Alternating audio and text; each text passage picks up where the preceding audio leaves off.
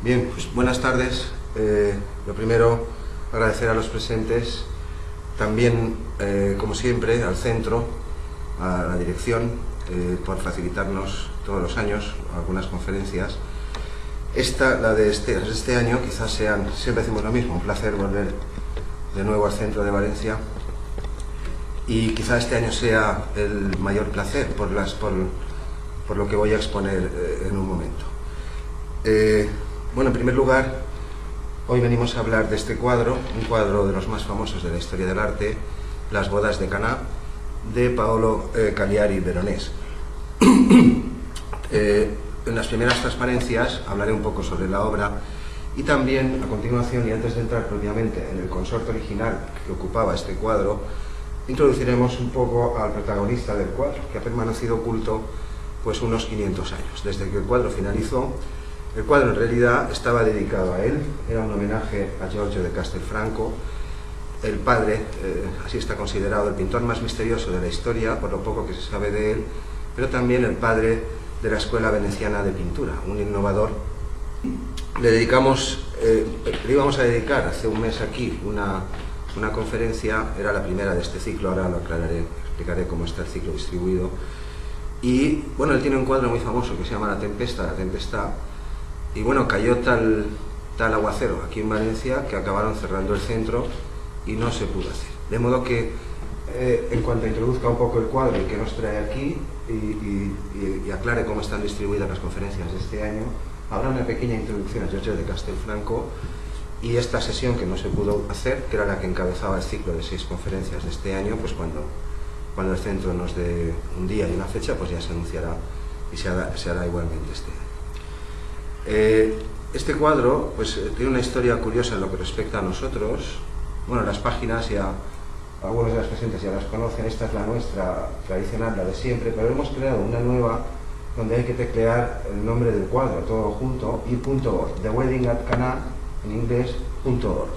El dominio .org parece que lo habían dejado libre, los dominios .co. Este cuadro es un cuadro famosísimo, está expuesto en el Louvre, justo enfrente de la Mona Lisa. Con que diga eso ya es suficiente, pero diré algunas cosas más.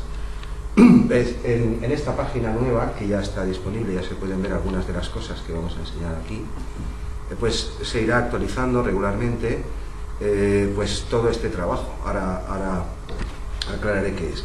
Aquí tenemos dos publicaciones, una publicación bilingüe, los voy a pasar en un momento, que resume el contenido de la primera parte.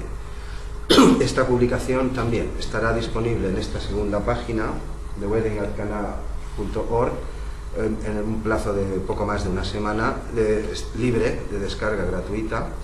Es una edición bilingüe de un artículo que describe lo que voy a contar en un momento. Bueno, esto también es de rigor. El que les habla, que ya conocen, algunos ya me han aguantado años aquí también en las clases de estética, y Penélope Sanz, que siempre está oculta detrás de la cámara, pero que aquí, pues siempre que podemos, también la sacamos. Ella es la cara oculta de Monseigneur Frontiers, y en un momento empezamos con el asunto. Este caballero es Paolo Cagliari, el Veronese, el autor del cuadro, que en 1562 recibió el encargo del monasterio benedictino de San Giorgio Maggiore. Esto es Venecia, esta es una pequeña isla que hay junto a la ciudad, donde está uno de los monasterios cuya confraternidad, las confraternidades es la más antigua documentada en Venecia. Las confraternidades son como, pues no sé cómo decir, como cofradías o algo, son asociaciones en donde normalmente estaban basadas en el clero, fundadas por el clero, pero también se admitía nobles, comerciantes y incluso gente más humilde también. Bueno, en Venecia hay muchísimas. Esta es una de las mayores y es la más antigua, insisto, de la que consta documentación, en el 1140. Bien, pues los monjes del monasterio benedictino de San Giorgio Maggiore encargaron en 1562 a Paolo Cagliari la realización de este gran cuadro. El lienzo, el trabajo, el encargo, probablemente se lo consiguió Andrea Palladio, el arquitecto más famoso del momento. Andrea Palladio estaba restaurando parte de la nave central, de la basílica central, y también este claustro, que ya luego lo enseñaré mejor desde arriba. Y este edificio que se ve aquí es el refectorio es decir, donde comían los monjes. Y la orden benedictina, una de sus reglas, desde el fondo de la historia, es la regla del silencio, es decir, durante las comidas, en el refectorio, no se habla. Pues bien, la orden encargó este fantástico cuadro para ser colgado en este extremo, que se accedía por la parte interior del complejo, y al fondo, en la pared del fondo, es donde estuvo este famoso cuadro colgado a 2 metros del suelo como unos 200 años, hasta que Napoleón, como botín de guerra, en 1799 se llevó ese y tomamos todo lo que pudo llevarse. El cuadro actualmente está en el Louvre, por la sencilla razón de que pocos años después, bueno, unas décadas después de que Napoleón pasó, como todo pasa, Napoleón tuvo su época de auge, después cayó en desgracia, después murió, bueno, 2 o 3 décadas después, pues las autoridades italianas del momento intentaron recuperar pues las obras de arte que pudieran, de las autoridades francesas. Recuperaron bastantes, pero este concretamente, el lienzo del que estamos hablando tiene, a ver si lo he puesto ya al principio, no, creo que al principio he puesto otro, no me anticiparé, las dimensiones son casi 10 metros de largo por casi 4 de alto, es decir, es un cuadro casi tan grande como esa pared. Decía, en 1992 se llevó a cabo un estudio de restauración del cuadro. Puedo ponerlo y ahora volveré a esta para que no nos confundamos. Este es el lienzo. En 1992 hubo un gran proyecto de restauración a cargo de, participó el Louvre, hubo fondos europeos, también lo hizo Focus, que es una empresa de digitalización de obras de arte muy potente, muy famosa, muy buena. Hay muchas cosas en internet, se puede buscar. Creo que tiene participación española e inglesa también. Bueno, hicieron durante bastante tiempo, un par de años creo, estuvieron en los años 90 restaurando el cuadro. El cuadro viajó mucho desde que ya Napoleón se lo llevó, se lo llevaron doblado, después en tiempos de la Segunda Guerra Mundial, creo.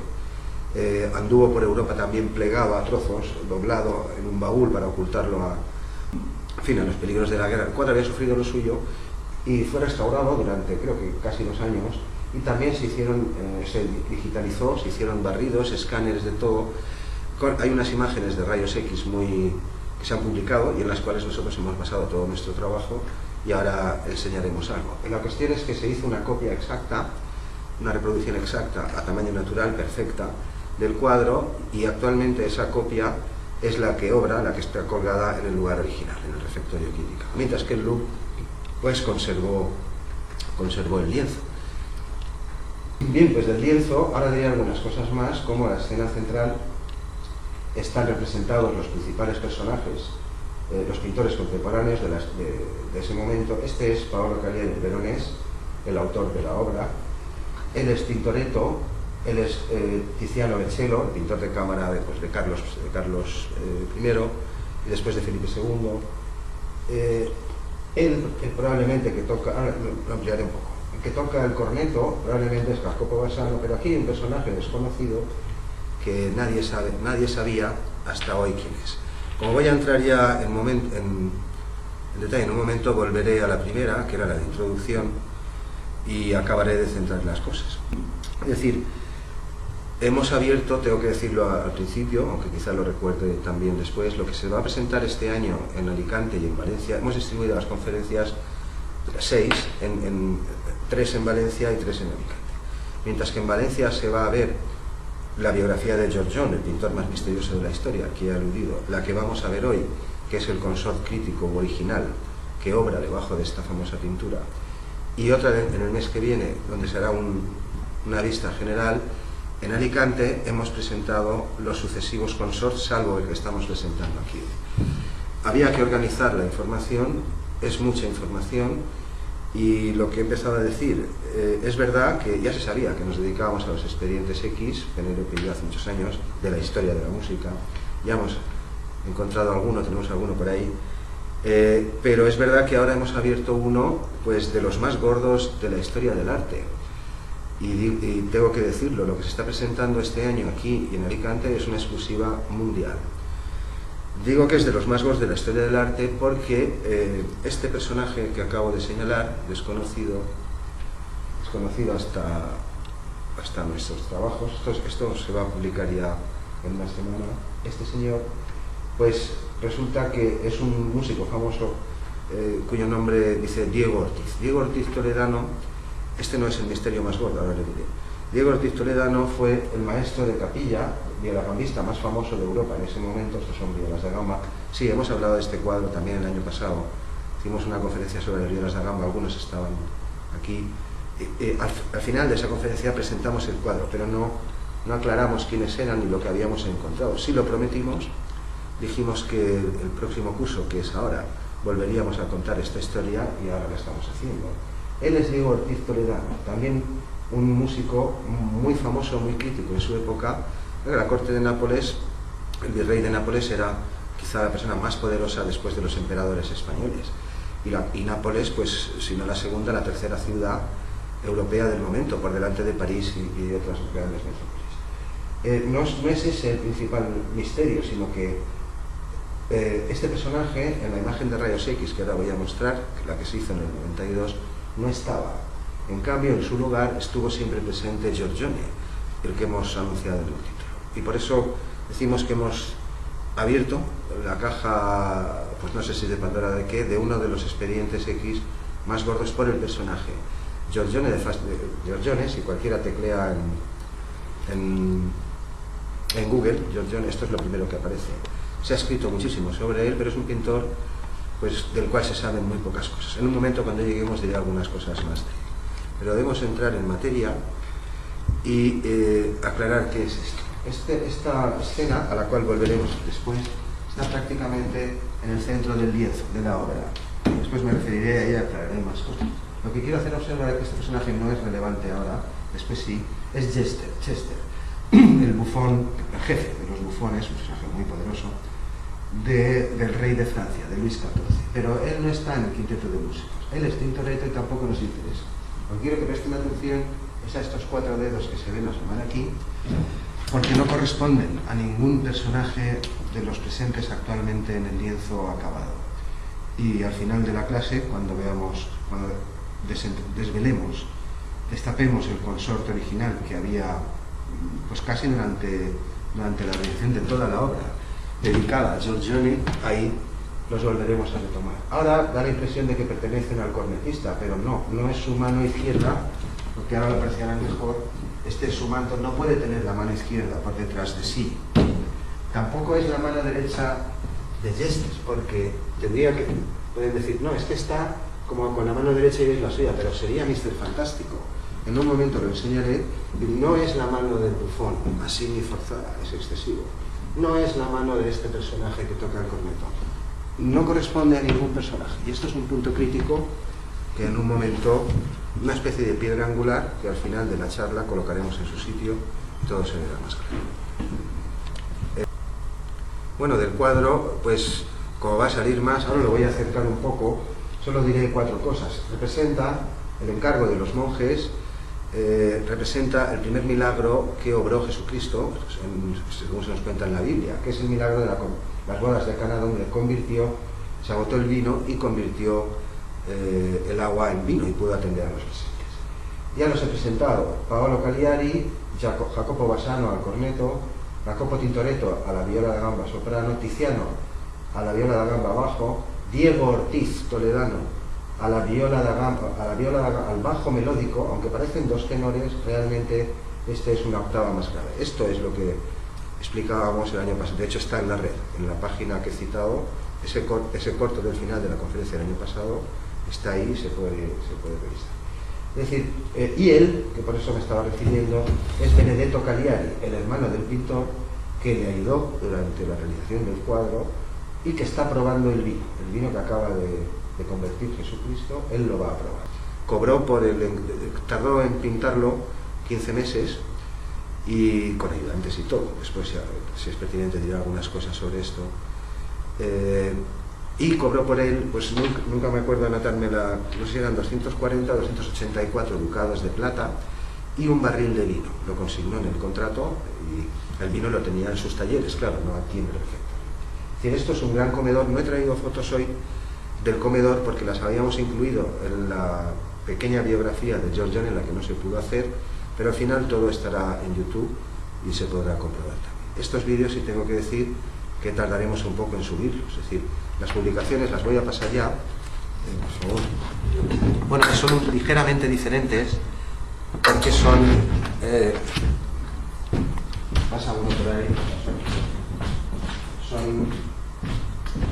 Son las últimas pruebas que hemos hecho de impresión, pero ya están impresas, son idénticos.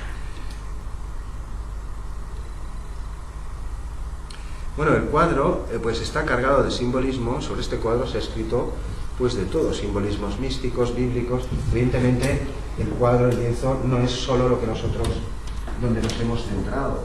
El cuadro pues tiene mucho, por ejemplo, Jesucristo está en el centro, no geométrico, pero sí el centro pictórico, digámoslo así. Pero en realidad lo que quiero hacerle a los presentes es que el centro semántico del cuadro no es propiamente las bodas de Caná, sino el hecho de que Veronés se retrató con la escuela veneciana en este círculo de aquí central. Se toma también como centro de referencia a veces este reloj de arena. Este diseño es de Di Monte, yo después consigno los autores. Es uno de los más conocidos, donde se intenta ver cómo están distribuidos los centros y la geometría. Pero lo que estoy intentando decir es eso. Realmente, aunque el cuadro ilustra las bodas de Caná, pues los novios no parecen tener mucha importancia. Este es el novio y ella es la novia, están relegados a una esquina. Jesucristo sigue conservando el lugar central porque era el canon, la norma, y esto se respetaba, pero realmente el contenido semántico, el mensaje de Veronés, está contenido en este círculo de aquí. Lo paso en un momento. Porque consiste precisamente en un consort polifónico de violas. Y esto es lo que puede parecer paradójico, pero no lo es. Realmente es un artificio manierista del Veronés que adoraba hacer estas cosas. Es decir, no deja de resultar, parece paradójico, que un cuadro destinado de estas dimensiones a adornar un refectorio donde no se puede hablar, de hecho ninguno de los personajes del cuadro, después se amplió, lo pueden buscar, todos están con la boca cerrada, salvo este personaje que parece estar hablando al oído del Veronés, Diego Ortiz, ya lo hemos mencionado. Esta era la reina del silencio, pero precisamente para uno de los mayores monasterios de Venecia, donde durante las comidas no se habla, el Veronés planificó un consort polifónico, no de violas, porque no lo he dicho todavía, lo voy a decir. Esto es lo que vemos actualmente en el cuadro, el consort definitivo, pero hubo cuatro consorts previos. Es decir, el Veronés, durante los 15 meses en los que estuvo elaborando el cuadro, reestructuró el consort instrumental, pasó por varias familias, ahora aclararé del consort, hasta llegar al consort definitivo. Este personaje probablemente llevó en los últimos 2 meses, o quizá 3, probablemente a encargar la edición de su segundo libro, el Tratado de Glosas famoso de Diego Ortiz, que se editó en Venecia un año y pico después. Y probablemente sirvió de modelo a Veronés, pero el que había debajo, ya lo hemos aclarado, era Giorgione. De modo que el Veronés mantuvo a Giorgione todo el tiempo, casi hasta el final del cuadro. Era un homenaje al maestro veneciano fallecido 50 años atrás. En un momento lo mostraré. Este era el otro centro que se suele tomar como referencia al reloj de arena, que suele ser un símbolo del tiempo, de la eternidad, etc. Es decir, hay dos centros. Este es el centro convencional de la pintura y esto se respetaba. Pero el centro semántico es todo este círculo. Estos probablemente son 2 cantantes. Dentro de un mes, en la próxima clase, acabaremos de completar el puzzle. Y estos son los dedos que indicaba al comienzo de la charla, los críticos. Están entre la figura de Jesucristo y el reloj. Sin embargo, no corresponden a ningún personaje de los que se ven en el cuadro. El Veronés los dejó ahí por alguna razón, y cuando avance la clase final, pues aclararemos por qué. Bueno, este círculo y estas distribuciones tampoco son pues como las que hacen otros. Uno ve donde hay simetrías, donde hay ciertas cosas, es decir, no corresponden a nada en el cuadro, como otros sí, pueden que sí, puntos de fuga. Tiene más importancia, salvo centrar las cosas. Vamos a empezar a ver el asunto un poco más de cerca. Bueno, aquí, ya por dejarlo claro y no insistir más, de vez en cuando veremos algunas imágenes, las he incrustado a veces, Paolo Cagliari, Diego Ortiz, porque él no es pintor. Este era uno de los temas del cuadro. El Veronés identificó a todos los pintores con un anillo en el meñique, a veces está en el meñique de oro, en el meñique derecho, a veces en el izquierdo, aquí hay un anillo, perdón, Tintoretto tiene un anillo, Tiziano tiene dos, probablemente como homenaje al pintor desaparecido. Y Benedetto Cagliari, que es el hermano del pintor, también lleva uno, porque era pintor. Pero nuestro personaje famoso, Diego Ortiz, no lleva ningún anillo. Es decir, durante muchos años, pues varios siglos, las tradiciones que han intentado identificar a estos personajes, o incluso en los trabajos del 92, pues se ha generado mucha confusión, porque algunos han querido ver aquí a Tintoretto. Este es el tema de la publicación que hemos pasado.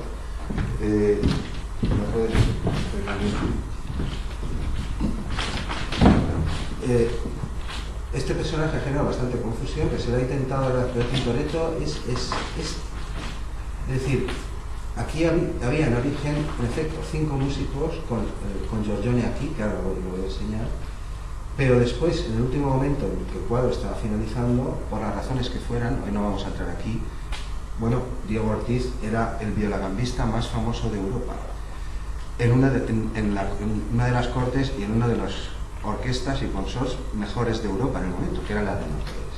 Es decir, en origen había 5 pintores, quizá Benedetto, luego veremos algo de Benedetto, pero en el último momento el Veronés volvió a transformar el consorte instrumental en uno de gambas definitivo, incluyendo, por supuesto, a la máxima autoridad del momento en este instrumento. En un momento los mostraré. Bueno, hace 2 días, no lo he dicho, estuvimos en Alicante grabando el segundo consort. Lo que vamos a mostrar hoy es el consort original, el primero que hubo. Hace 2 días mostramos allí, por una razón que se verá hoy enseguida. También lo enseñaré, el de laudes, pero no anticiparé los violines y los metales que veremos en Alicante, sino que dentro de un mes haremos un recuento general de todo, y ese sí se grabará aquí.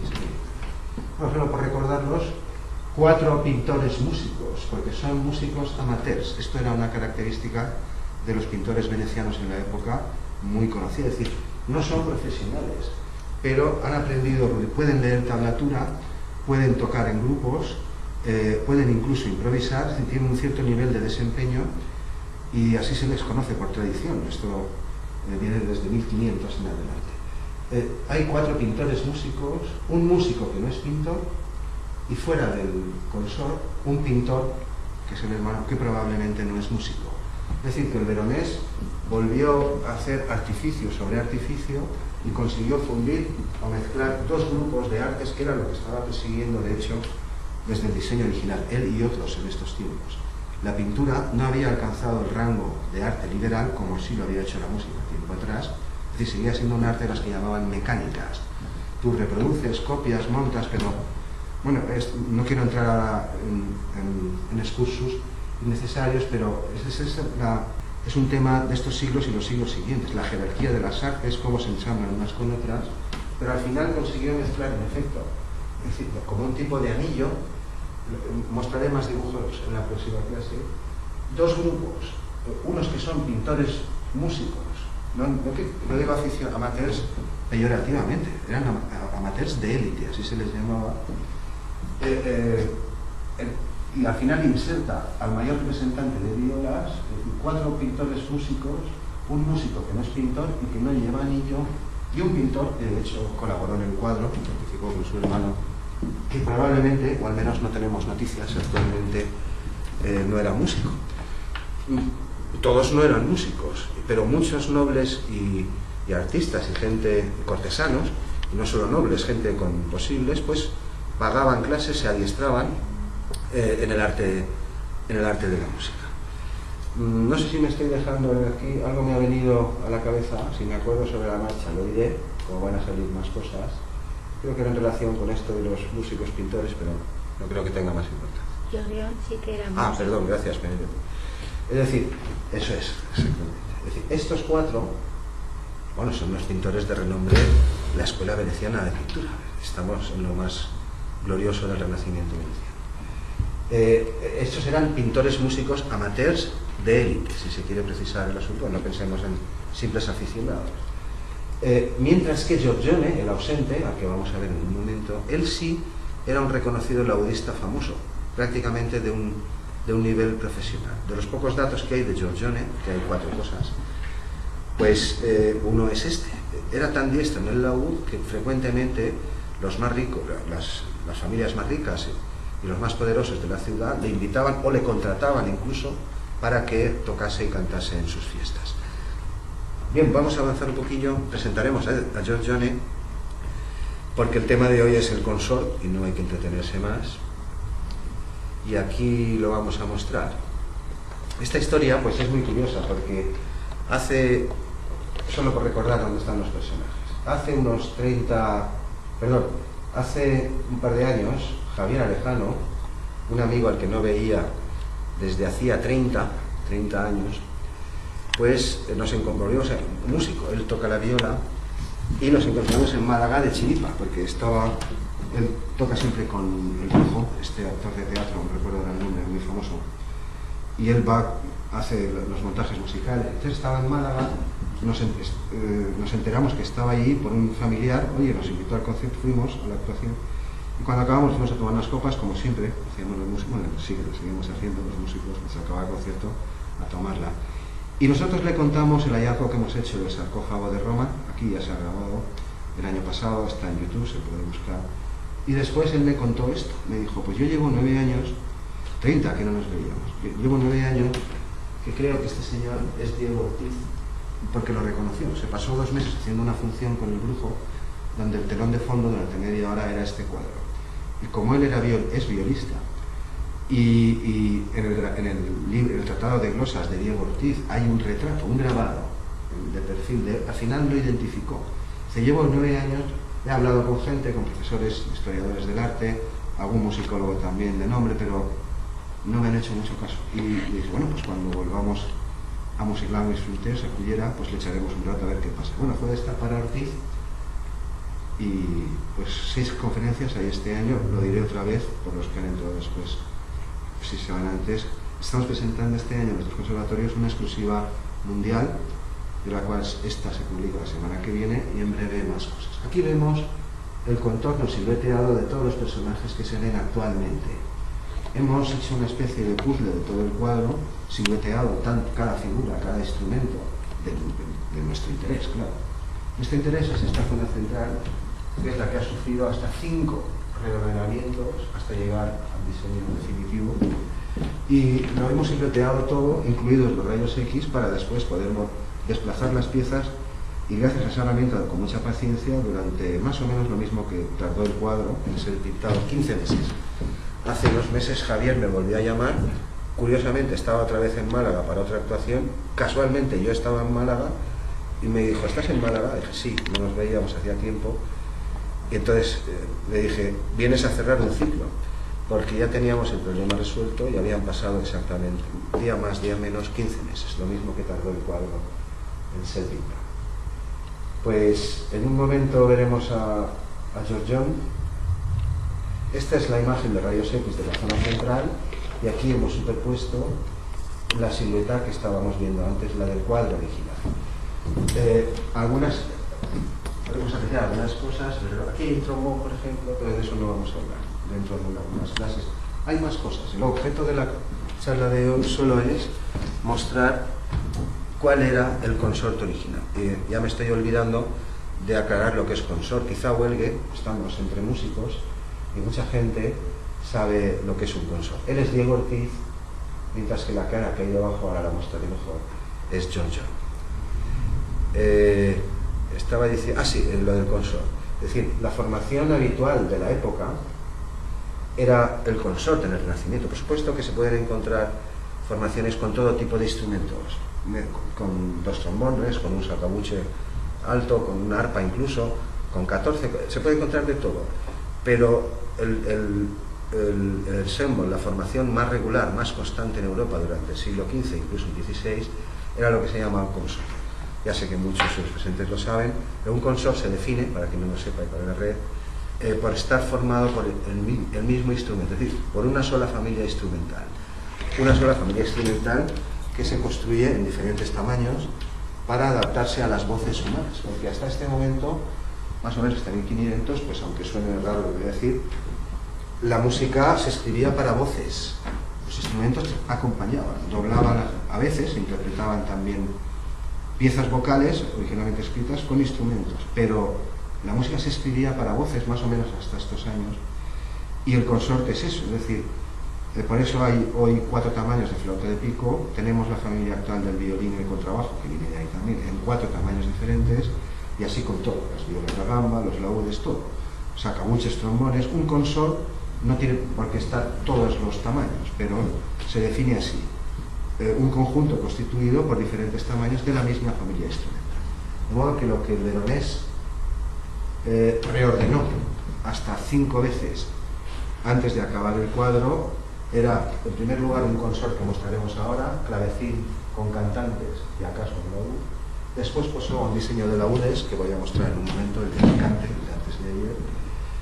Y habrá que esperar unos meses para que grabemos los violines. Mostraré el cuadro general, pero aquí hoy no vamos a dar más detalles. Voy a avanzar un poquillo.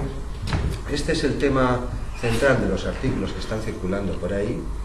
Es decir, él es Giorgione, ahora lo veremos mejor silveteado, mientras que él, que ocupó su lugar en las últimas semanas, quizá meses, de la finalización del lienzo, es Diego Ortiz. Avancemos un poquillo. Bueno, así fue el tema. Me dijo, oye Manuel, yo creo que este es Diego Ortiz. Empezamos a buscar, destapamos a Diego Ortiz, después salió Giorgione, y detrás de Giorgione han salido, pues ya lo estoy diciendo, 5 consorts. Tenemos la casa llena de fantasmas, están muy bien instalados, están muy a gusto. Digo fantasmas porque son siluetas que solo se observan en el rayos X y que han dormido el sueño de los justos pues casi 500 años. Aunque parezca sorprendente, esto está publicado, ya yo después consigno ahí, el Louvre publicó un fantástico libro donde publicó esta radiografía también, pero pues hasta nuestro trabajo, así lo tengo que decir, es verdad que ya no tengo abuelas, pero la verdad es lo que cuenta. Hasta hoy pues nadie había mirado ahí y por eso estamos aquí. Bien, este es uno de los posibles diseños que hay debajo, ahora no voy a entrar en más detalle. Él es la silueta de Giorgione, ahora la superpondré a los rayos X, con su famoso laúd, y estas manos que nos despistan. Este es el anillo que le define, por eso creemos que Tiziano en el cuadro actual lleva 2, es el único que lleva 2. Lleva el del meñique, que llevan todos los pintores, pero además lleva uno en el pulgar. De modo que creemos, y así se cuenta en la publicación. La publicación es un libro internacional bilingüe. Creemos que el segundo anillo de Tiziano, el lienzo actual, está representando a su compañero de infancia, probablemente también maestro, Giorgione, que había muerto 50 años atrás. Es decir, todos los presentes en la escena del cuadro actual estaban vivos cuando se realizó el cuadro, mientras que Giorgione llevaba 50 años muerto, pero era el padre, fue el modelo de pictórico pues de casi toda Italia durante un siglo. El Leonardo veneciano, así lo definió Vasari. Bueno, estas están de vez en cuando, no por presunción ni nada, sino que pues, esto se va a divulgar y frecuentemente nos ponemos para que se conozca la autoría, pero por nada más. A veces nos preguntan si nos sacamos mucho, bueno, nos sacamos lo que consideramos necesario. No hay más, ninguna otra intención. Penélope, por ejemplo, no sale nunca, pues yo aprovecho para ponerla siempre. Bien, pues aquí vemos los rayos X de nuevo, voy a indicar algunas cosas que vamos a ver en un momento. Aquí hay una especie de vihuela, la vihuela es otro instrumento, de doble cuerda pulsada, parece que está boca abajo con su mástil. Aquí hay una especie de laúd, que ahora veremos, eso es lo que estoy diciendo. Los laúdes no flotan, no pueden flotar, es decir, esto, la mesa del cuadro actual es más o menos así. Luego, esto en origen no podría ser una mesa, porque este dibujo es previo. La mesa podría sostener la vihuela, pero no el laúd que voy a mostrar en un momento. Esto lo que está indicando es que Tiziano le pasa lo mismo. Tiziano, los laúdes y las mesas no pueden ser ubicuos. Están las 3 cosas en el mismo sitio a la vez. Ergo, probablemente, ya lo hemos comprobado, Tiziano no estaba aquí. Después mostraré dónde estaba y qué es lo que estaba haciendo. Hay algunas otras cosas que he citado. Esto es un trombón de varas, pero no vamos a hablar de él hasta ahora, no tiene nada que ver. Hay metales. Hay aquí una especie de trompeta en U, está el corneto definitivo, hemos dedicado la última conferencia de Alicante a los metales porque no interfieren con la estructura de los consorts que vamos a mostrar. Hoy el primer consort, el original, hace 2 días el de laúdes, que ahora lo enseño, en Alicante. Dentro de un mes en Alicante, el de los violines, mostraré un esquema, lo he dicho en otro momento, pero no todo el detalle. Habrá que asistir si hay interés a las conferencias o esperar a que dentro de 6 meses quizá, cuando las publicaciones estén listas, pues subamos esto. Y hay otro artefacto muy curioso que es esto. Digo un artefacto porque no es real. Parece que el veronés, por este violín, esto es un violín. Aquí está la escotadura, aquí hay otra. Es un violín. Aquí tiene otro chiquitillo, pero todo eso es otro estilo.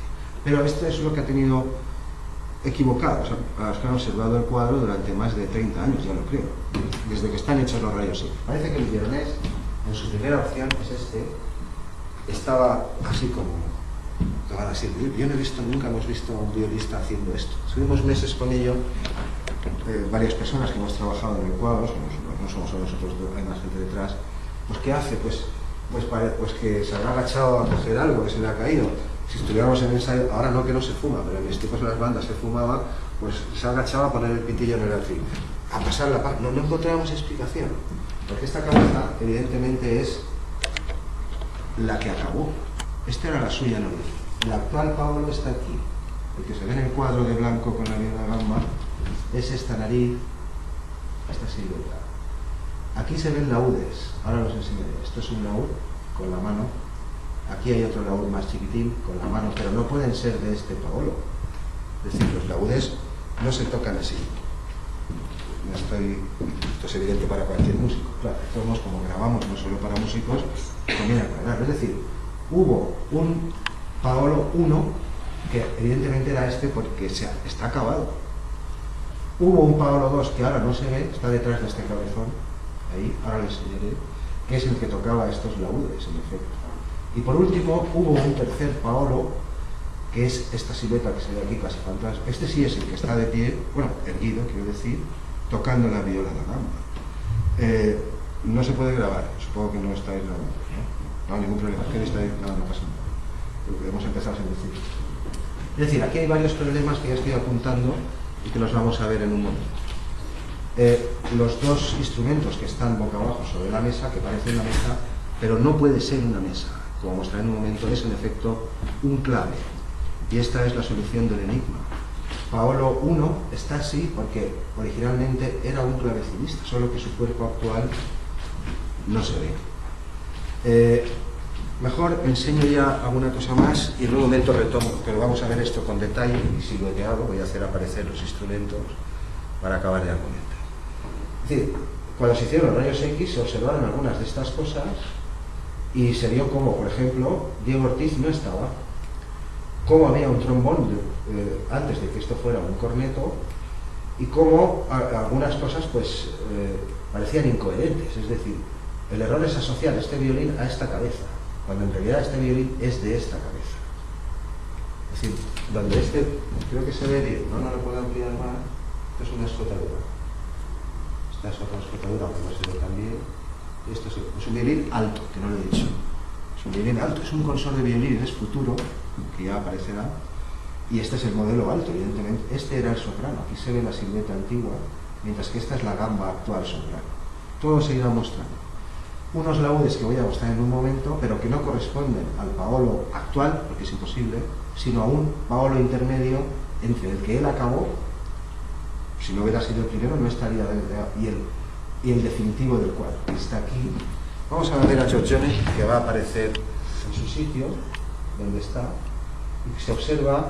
Las manos también nos despistaron durante muchos meses, porque parecía que estaba como atusándose el pelo, era una posición extraña, pero realmente está sosteniendo un laúd que contiene la cabeza del veronés antigua.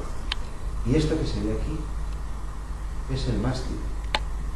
De hecho, parece aquí haber un ensanchamiento del mástil, que sería el clavijero, y que actualmente, lo mostraré también en un momento, dentro de un rato, es una mano de un sirviente que está apoyada, pero muy rara. Es decir, que no es una mano que está así, pero que no se sabe, y además con una forma extraña, porque con toda probabilidad fue en origen el clavijero de un laúd que sostenía Giorgione, y después, en las versiones definitivas que hizo del cuadro, lo acabó transformando. Vamos a ver a Giorgione.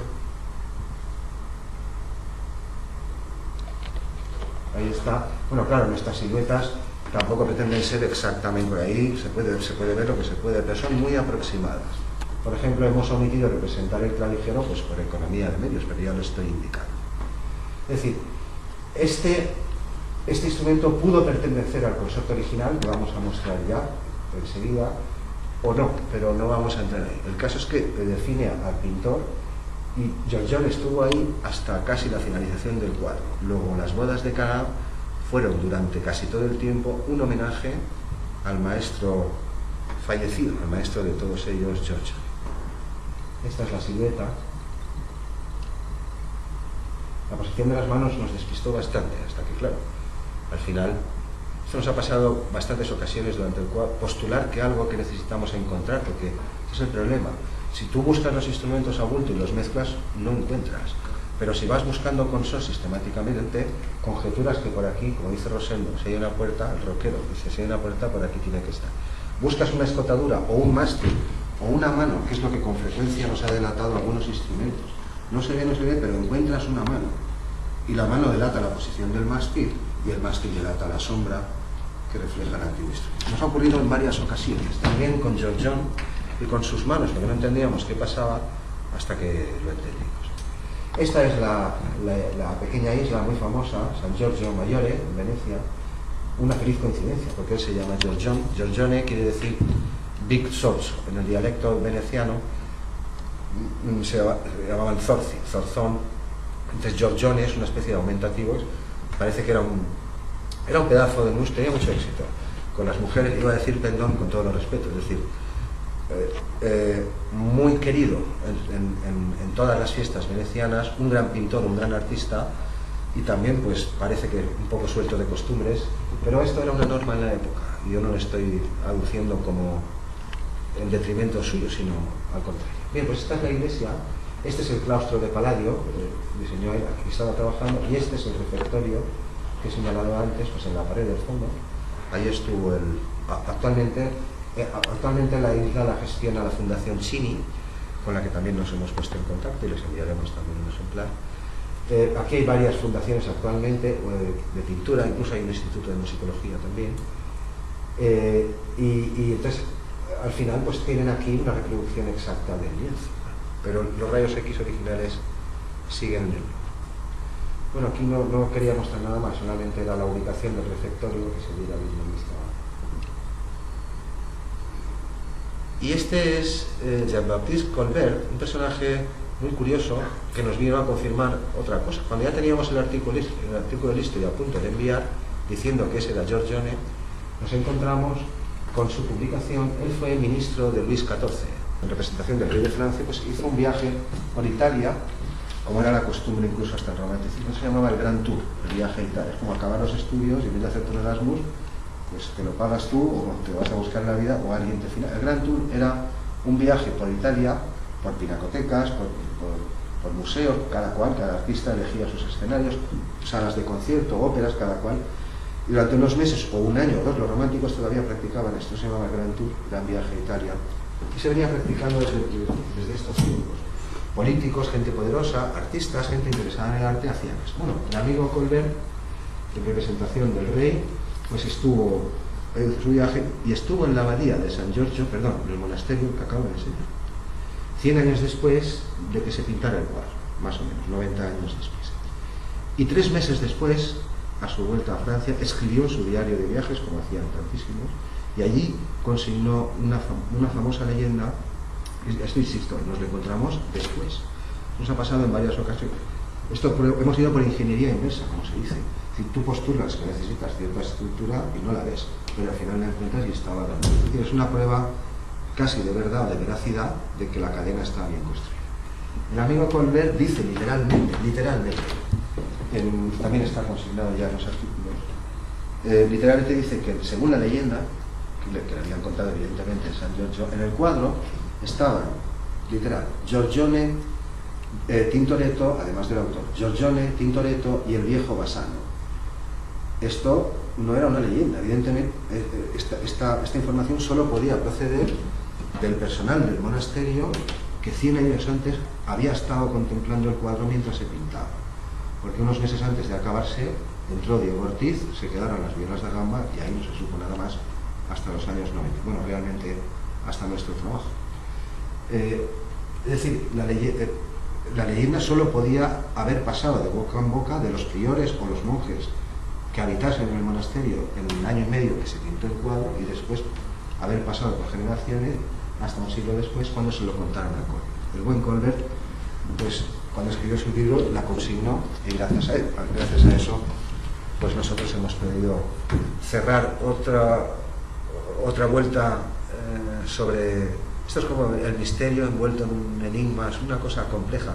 Nos ha llevado, lo he dicho antes, unos 15 meses aproximadamente. Y le hemos dado las vueltas al cuadro, por arriba, por abajo, sobre todo los rayos X, y al final hemos conseguido construir un conjunto coherente de cómo van evolucionando los consorts. Hay más instrumentos, ya lo digo, y se pueden... Y todas las siluetas que mostramos y que mostraremos en esta página, que progresivamente, según avancen los meses, todas se pueden identificar y superponer sobre el diseño de rayos X. Bien, pues creo que hemos expuesto el asunto. Ahora veremos mejor la cara de Giorgione y ya enseño el consort en dos partes. Primero el clave, después el consort. Aquí falta Ortiz. Ortiz llegó en el último momento. Aquí a veces también, por ejemplo, este brazo también se ve en los rayos X. Entonces hay que tener cuidado, porque vemos aquí, es un montaje de capas de pintura unas sobre otras y muchas estructuras son artefactos, son por ejemplo esta ilusión. Parece que el veronés está acostado y que sostiene un violín, pero es falso. Este violín es la última prueba que hizo para el consort de violines para esta figura. Ahora lo mostraré. Bueno, pues por compararlo, avanzaré un poquillo. ¿Dónde estás? ¿No te has movido nada? Que no le da la tecla correspondiente. Ahí está. Él fue el destinatario de la obra en su conjunto, por más grande que sea, y él fue el homenajeado, el maestro de la escuela veneciana de pintura durante un siglo. ¿Qué pasa? No se mueve. He querido poner transiciones lentas, muy todas las lentas que he podido, pues por la relevancia del tema, y a veces me pierdo un poco, pero no pasa nada. Luego lo arreglo. En eso también soy un manitas conocido en el centro. Vamos a ver a Giorgione. Esta es la silueta recortada, la voy a ampliar bastante aquí para que veamos mejor lo que decía. La posición extraña de las manos, que hasta que no la interpretamos correctamente no encontramos el laúd, claro, porque no sabíamos qué hacía, no se veía ningún instrumento. Y aquí se aprecia algo que es lo que nosotros hemos interpretado como un equipo. Voy a mostrar la silueta del laúd y en un momento la superpondremos para apreciar lo que estoy diciendo. Avanzo un poco, te despido. Nosotros también queremos homenajear a este gran personaje. Insisto, la clase que no se pudo hacer por la tormenta hace un mes, pues cuando el centro nos dé paso, vendremos y la filmaremos. Allí en esa clase solo se hablaba de Giorgione y al final se mostraba esta primera sección que estoy enseñando. Aquí tenemos la imagen de Giorgione muy ampliada, donde el mástil sube hasta arriba, y ahora veremos aparecer su contorno probable. Claro, vamos a pintar hasta el último grano. O sea, no se va a hacer una reproducción exacta, sino de identificar al personaje. Claro, se ha estado durante mucho tiempo queriendo ver que Ortiz, que suplantó a Giorgione, era un pintor, porque los otros también eran grandes pintores. Este fue el error. Ortiz no era un pintor, era un músico. Pues le vamos a decir adiós y en breve, en un momento, entramos en el curso.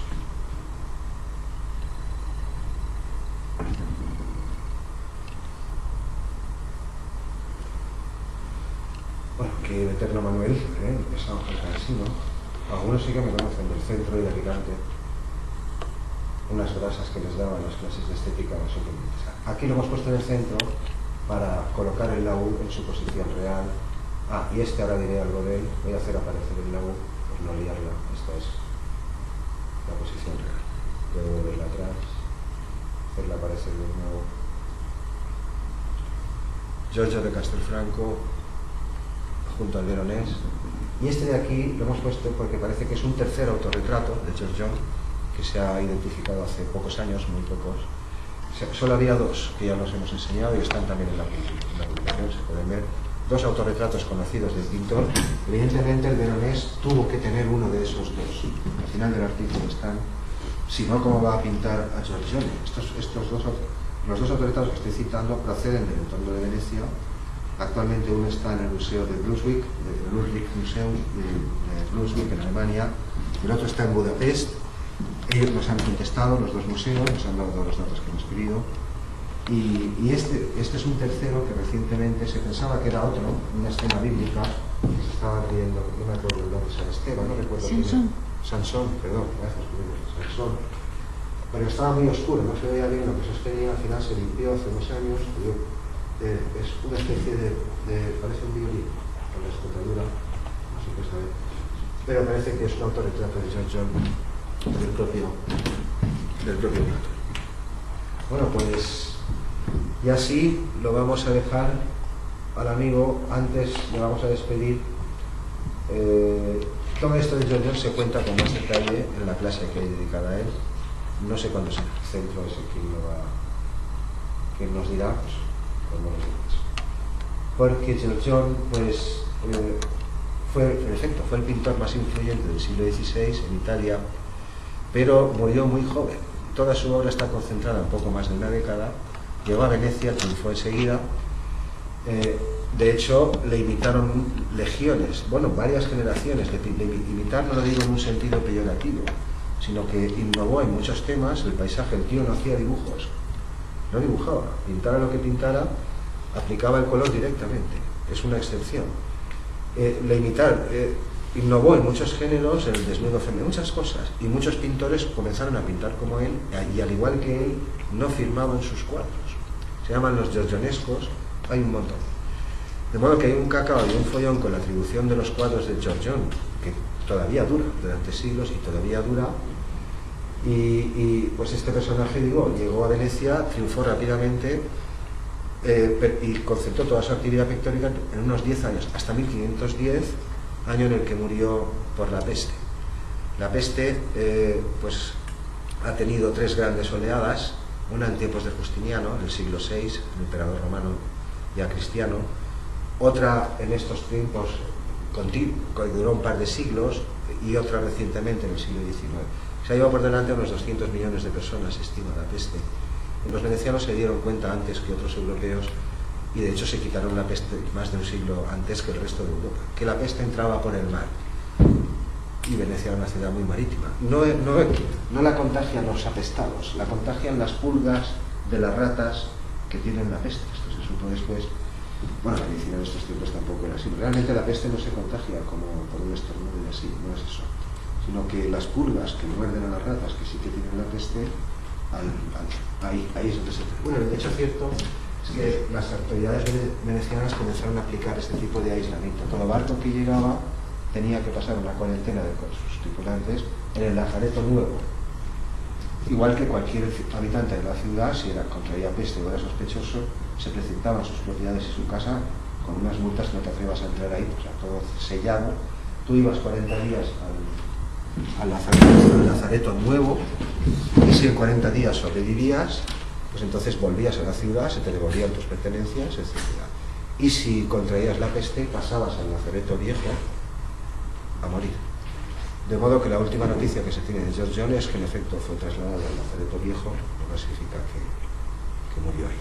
Pues decía, nosotros también queremos, como el veronés, homenajear a este gran personaje, y por eso nuestro futuro libro se llama así, Los fantasmas del veronés, Giorgione in memoriam. Ese tardará un poco en aparecer, pero ya está, si no acaba prácticamente resuelto.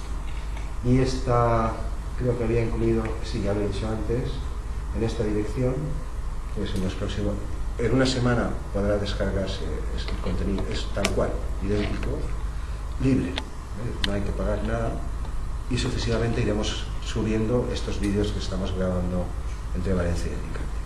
Pues ahora sí, nos olvidamos de George John y vamos a mostrar los consorts, algunos. Por ejemplo, antes de mostrar el consort original, voy a enseñar el que mostramos en Alicante, primero superpuesto sobre el cuadro, salvo los laúdes de Paolo, que ahora los mostraré. Es decir, este ya lo habíamos visto, el Giordano Laúd. Este es el de Tintoretto, que está difícil de apreciar, ahora lo veremos, pero se ve la mano. La mano del antiguo laúd está encajada sobre lo que después es la mano de la viola, la gamba soprano definitiva, porque era un fenómeno este señor.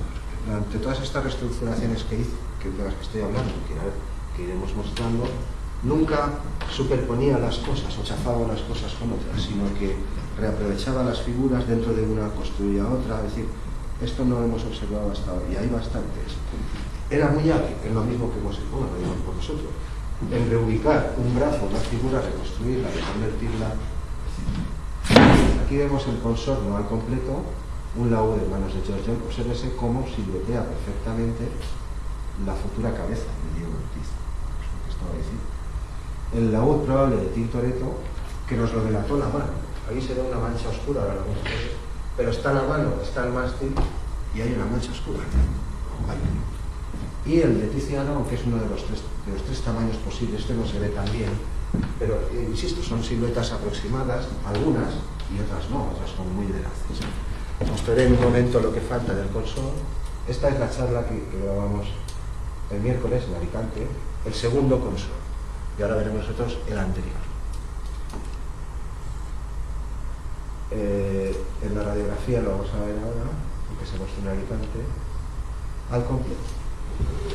Estos ya los hemos visto en el anterior, y aquí están los dos laúdes famosos que sostiene Paolo Canieri. El Paolo actual, el que toca la viola da gamba, está aquí. Este es el Paolo intermedio, entre el que tocaba el clave, que vamos a ver, y antes de erguirse y acabar tocando la viola da gamba definitiva. Como se ve, sostiene dos laúds, y de hecho este brazo, esta silueta del brazo, es la silueta del hermano que está probando el vino. Es decir, que Paolo II, el del laúd, era Paolo II Frankenstein. Dicho con todos los respetos, un profundo respeto, una metáfora que ayuda a entender enseguida lo que pasa. Es decir, en algún momento que decidió prescindir de esta figura, entonces derivó este brazo allí, y el brazo que falta es este. Esto lo mostré allí, aquí no sé si lo he consignado porque no quiero extenderme demasiado, lo vamos a ver al completo. Aquí vamos a ver aparecer el consort progresivamente sobre los rayos X a partir de Paolo, pero obsérvese lo que estoy diciendo. Este es Paolo I, al que ahora veremos en su posición correcta. Aquí, debajo de este manchón que había algún ayudante, lo sabe quién, aquí es el laudista que vamos a ver, y esta cabeza es la del Paolo actual. Se aprecia perfectamente cómo estos laúdes no pueden corresponder, no se tocan laúdes. El laúd se toca como se tiene que tocar. Pues vamos a verlos aparecer aquí los laúdes de Paolo II, con la silueta de su hermano, el que está probando el vino, y el brazo, aquí se ve el brazo de Tintoretto. Es decir, que cuando había laúdes, este brazo no existía. De hecho, antes, en lo que vamos a ver en un momento que he dicho al comienzo, Tiziano y Tintoretto no pueden estar ahí, porque ahí hay instrumentos sobre una superficie, que es un clave.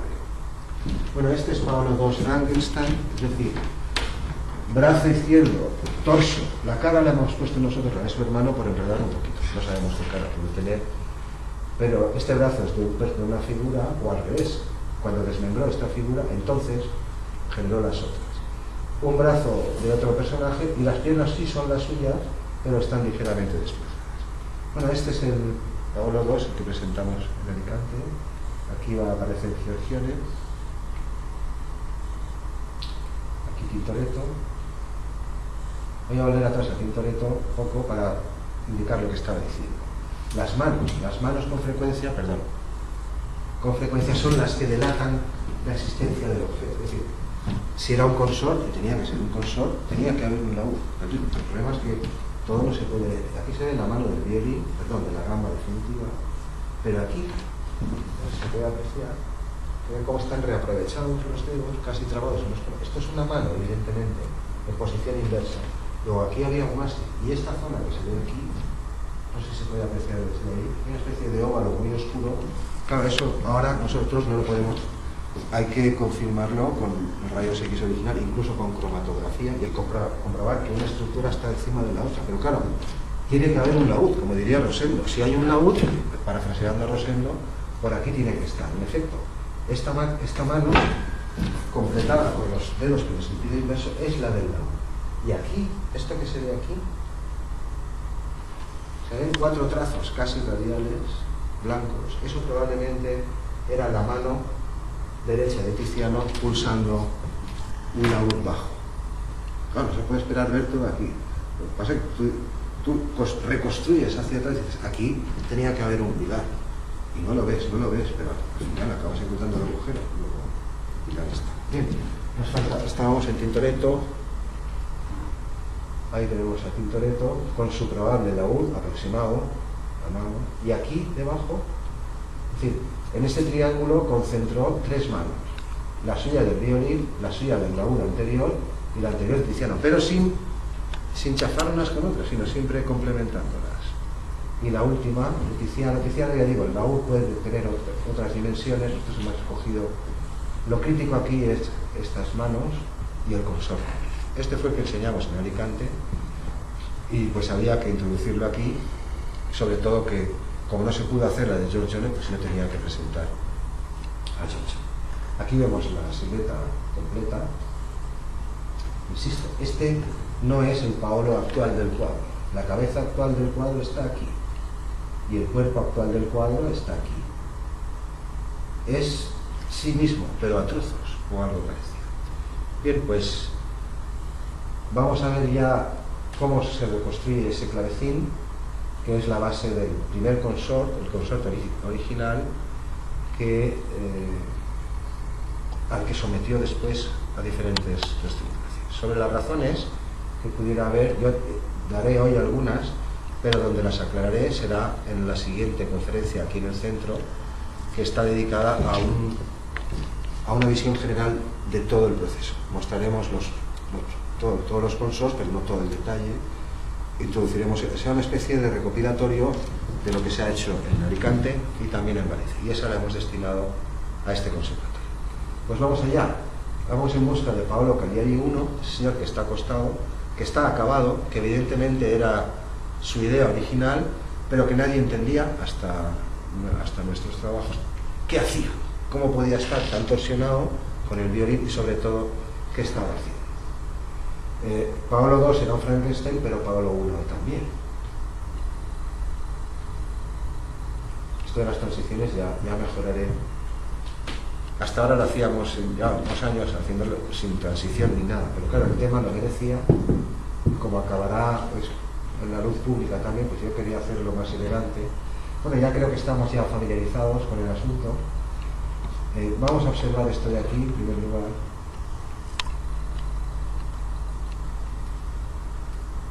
Bueno, el laúd de Paolo se observa lo que digo, ¿no? Aquí está la cabeza actual, imposible. Está aquí, Paolo II. Aquí aparece la silueta que nosotros conjeturamos, es decir, llevamos muchos meses con un Paolo ficticio que nos inventamos. No reconstruimos la figura de Paolo desde el principio. Tenía que haber alguien en esta posición que pudiese sostener este laúd, y evidentemente no era el Paolo de la gamba, ese no era. Al final apareció, como ya lo he mostrado, es otro de esos ejemplos, digo, donde hemos postulado unas estructuras y luego han aparecido donde tenían que estar. Esto es lo que estaba diciendo. Este es el Paolo actual. Aquí podemos observar los 3 Paolos.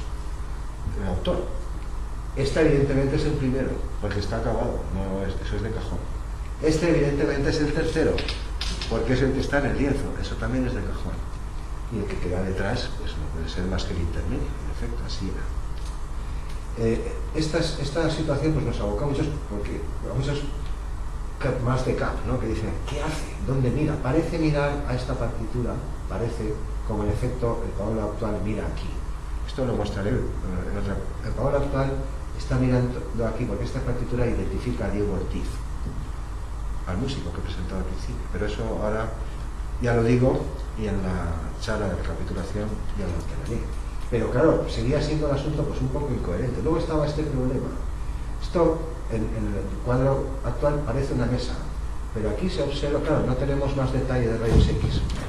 Lo que ha publicado el LUR es una imagen un poco más alta que esta, pero más allá tenemos rayos X, pero no de la misma definición, ¿no? Que nos hemos limitado de momento a los coros. Pero lo que estoy diciendo, este laúd y Tiziano, primero, el laúd no puede estar ahí, flotando, o bien la mesa no acababa aquí, sino que era una mesa prolongada, o bien, lo que estoy diciendo, un clavecín. Segundo, si está el laúd flotando o sobre algo, Tiziano no puede estar ahí. No puede estar, como de hecho no estaba. Avanzaremos un poquillo, y nuestro amigo Tintoretto pues le pasa lo mismo. Ellos aparecen ahí cuando decide desmantelar el clave, que es lo que voy a mostrar en un momento.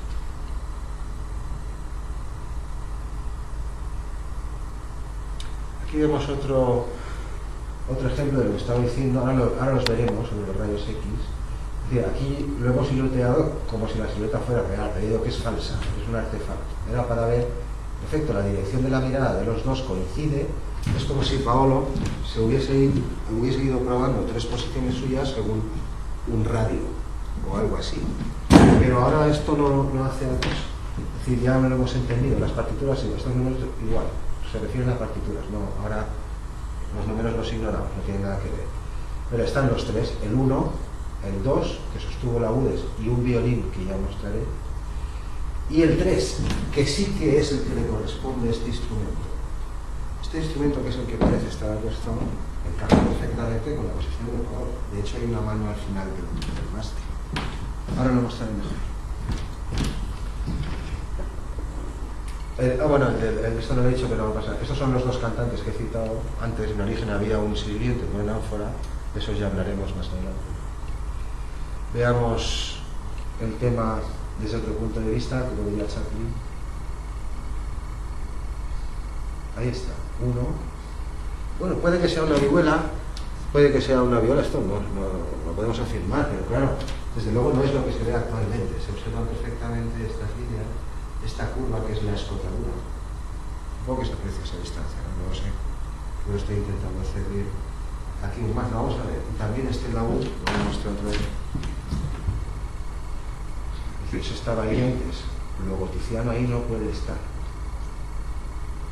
Y esto, perdón, ¿dónde estás? Que se ahora lo oculto, perdón. Y esto estaba ahí antes. Incluso quizá puede que el mástil hacer otra vez. De hecho, Benedetto, que está aquí, el hermano que está probando el vino, que era pintor, pero no sabemos si era músico, en la versión original que lo voy a mostrar, lo veo X, pasa que se sale de este, está apoyado. Lo voy a mostrar en un momento. Ahora desaparece, ya no arreglaré. Cuando seamos famosos del todo y nos llamen por ahí, pues ya no. Aquí vemos los dos. Este mástil puede que esté ahí, el del laúd, digo. Puede que esté allá, pero en cualquier caso es incompatible la presencia de estos dos instrumentos con la presencia de una mesa y con la presencia del contrabajo, de la gamba bajo actual y de Tintoretto. Lo mostraremos de otra manera. Esta es la que acabo de citar. Estos son los rayos X, pero de menor calidad, pero lo que tenemos de mucha calidad es esta zona, la zona del arquitecto central. Y esta ya no tiene tanto, pero cuando tengamos lo compraremos. Lo que estaba diciendo, este es Benedetto Cagliari, el hermano del pintor, sosteniendo la copa de vino, pero obsérvese en este brazo. Y en el cuadro actual está así. Está sosteniendo la copa y tiene el brazo en jarra, que es esta estructura. Pero en el cuadro, en el diseño original de los rayos X, tenía el brazo estirado. El brazo estirado, es decir, nadie está así, bueno, en el aire, claro. El brazo está o bien apoyado en la mesa o bien agarrando el mástil de este laúd, porque eso, si no es un laúd, es una jofaina, pero que flotar no flota, que ahora ya para el punto que estamos me da igual que sea un laúd que no lo sea. La presencia de este objeto es incompatible con la mesa y a su vez los dos es incompatible con Tiziano, que de hecho no estaba ahí. Lo vamos a mostrar. Perdón, se me había olvidado, mira, que tenía al lado lo que estaba diciendo. Actualmente este es el brazo, pero en origen este brazo estaba apoyado. ¿Apoyado dónde? Pues aquí. ¿Se ve? ¿No? Creo que se ve. Avanzamos un poquito, estamos a punto de como decía el barberillo, desvelar de este misterio de Lavapiés, decía, desvelar de este, se creían que iba yo a desvelar de este misterio toda la complicación. Eso dice el barbero Lamparilla. Pues nosotros estamos en esas, ya lo hemos resuelto. Las piezas, habrá alguna incorrecta, alguna aproximada, pero el asunto no tiene vuelta de hoja. Este es el problema. Durante más de 30, casi 30 años, desde que se hicieron los rayos X, los pocos que han escrito esto, y por supuesto nadie de lo que estamos hablando aquí, pero se interpretaba que esta cabeza era de Veronés acostado, y claro, es muy difícil de explicar. Este de aquí es una mano, el contorno de una mano con 4 dedos, parecen 4 dedos, incluso este parece flexionado. Es el contorno de una mano, sí, pero no corresponde al violín, sino al teclado, que ahora lo muestro yo. Luego que mientras ha pasado lo mismo que con el pintor, con el músico. Como se suponía que era un pintor, que como los demás eran pintores, tenía que ser Tintoretto y tenía que ser Tintoretto, que no es un pintor, que es Diego Ortiz, el violacambista más famoso de toda Europa en ese momento. Pues aquí ha pasado igual, parecido. Mientras se ha considerado que esta cabeza era parte de esto es un artefacto, ¿se entiende lo que digo? Una cosa falsa, eso no existe. Vamos a mostrar mejor. Este es el contorno del violín que estoy diciendo. Las escotadoras, pues a veces utilizo diferentes diseños, está un poco más arriba. Tengo uno mejor, después se verá una. Es un perfecto violín veneciano con unas puntas fantásticas, muy bonito. Intentaremos con el tiempo también recrearlos. Eso más adelante. Esta mano es la que estaba aludiendo, pero de hecho hay una aquí que no se había observado. Esto es un pulgar, está así. Esto es un pulgar, después está el índice. Ahora la mostraré. Es decir, esto que se observa aquí es una mano, que esa mano sí que es de este violín y sí que es de Paolo III, pero no está tocando. Es una postura que en los cuadros se ve muchas veces. Tú tienes el violín o la viola o la vihuela, lo que sea. Tienes con el mástil, lo tienes así agarrado. Este falso violín que han estado atribuyendo al Paolo torcido, todavía no mostraba Frankenstein. Este es un falso Paolo. Es decir, esta cabeza no es de ahí. Este violín sí que es de ahí, y de esta cabeza, que es de lo actual. Pero esta mano, claro, está situada sobre lo que es el efecto mástil, pero antes fue un teclado. Y es que el Veronés, ya lo he dicho, era un fenómeno. Cuando hacía reestructuraciones de este tipo, oye, que no emborronaba, sino que lo que era un huevo ahora eran 3 castañas. Y lo que ahora son 3 castañas, de repente era un manita, era el más cotizado, el más rápido trabajando. Hay que quitarse de la cabeza la idea de que este cuadro, de dimensiones gigantescas, y muchos, como este los pintamos solo, señor, como hoy pensamos, ¿no? Hoy pensamos de otra manera en el arte que no tiene nada que ver con la realidad. Un señor inspirado en su casa pintando. Aquí había una legión de operarios intermedia y muy buenos, gente muy cualificada, hasta que al final se acabó. Bueno, esta es otra historia, ya lo vamos a ver. Avanzaré un poquillo para que veamos ya la mitad del consorte original. Bueno, aquí tenemos el misterio, la cabeza flotante que no sabemos dónde miraba en origen.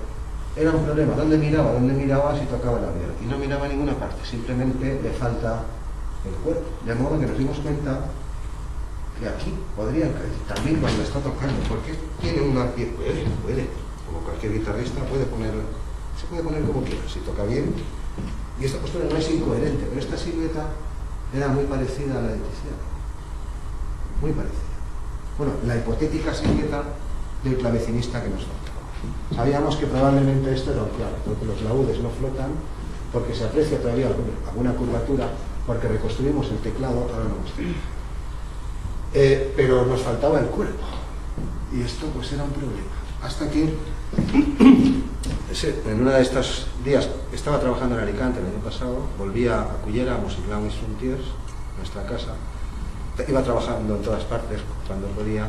Entonces se me ocurrió siluetear a Tiziano para invertirlo y ver si, para ver si lo podía colocar por otro sitio. Y primero silueteé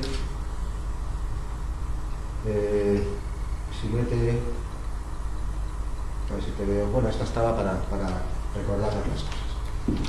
Un repaso así, rapidillo, ¿no? La caja que antes era una vihuela, el laúd flotante, la mesa como se ve, que no puede sostener a ese laúd, el brazo del hermano cuando estaba apoyado, este no estaba, este tampoco estaba. Y entonces se me ocurrió siluetear, no se me ocurrió porque las siluetas muchas las he hecho yo, pero la mitad del trabajo que se ve aquí, siempre se dice, es de Penélope. En este caso empecé a silueteé todo y no lo encontraba. Entonces ella estaba ahí mirando y dijo, no, siluetea el cuerpo, me dijo. Es decir, no todo el manto, sino lo que sería el cuerpo hipotético, más o menos. Entonces hice esto, siluetear más o menos por dónde iría el culete, claro, porque los mantos se supone, el veronés no, cualquiera que pinte, pues tiene un oficio y unos trucos, pues como los músicos, no cualquiera. No tienes por qué dar todas las notas, pero tienes que dejar a la audiencia contenta. Pues aquí igual, tiene una silueta aproximada, pero siguiendo el manto, siguiendo estas líneas y estos pliegues del manto, pues nos olvidamos del manto flotante y reconstruimos solo la silueta aproximada de su torso y de sus piernas. La invertimos y bingo.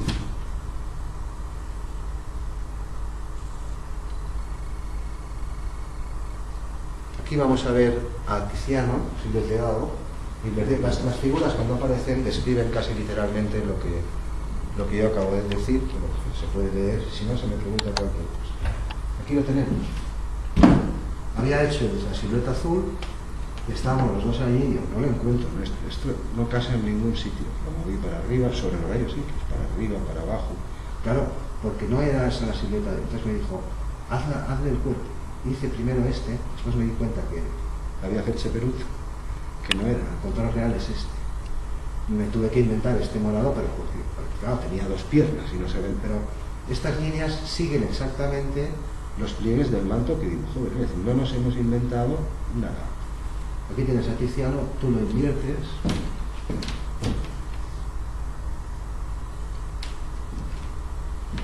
Y ahí está.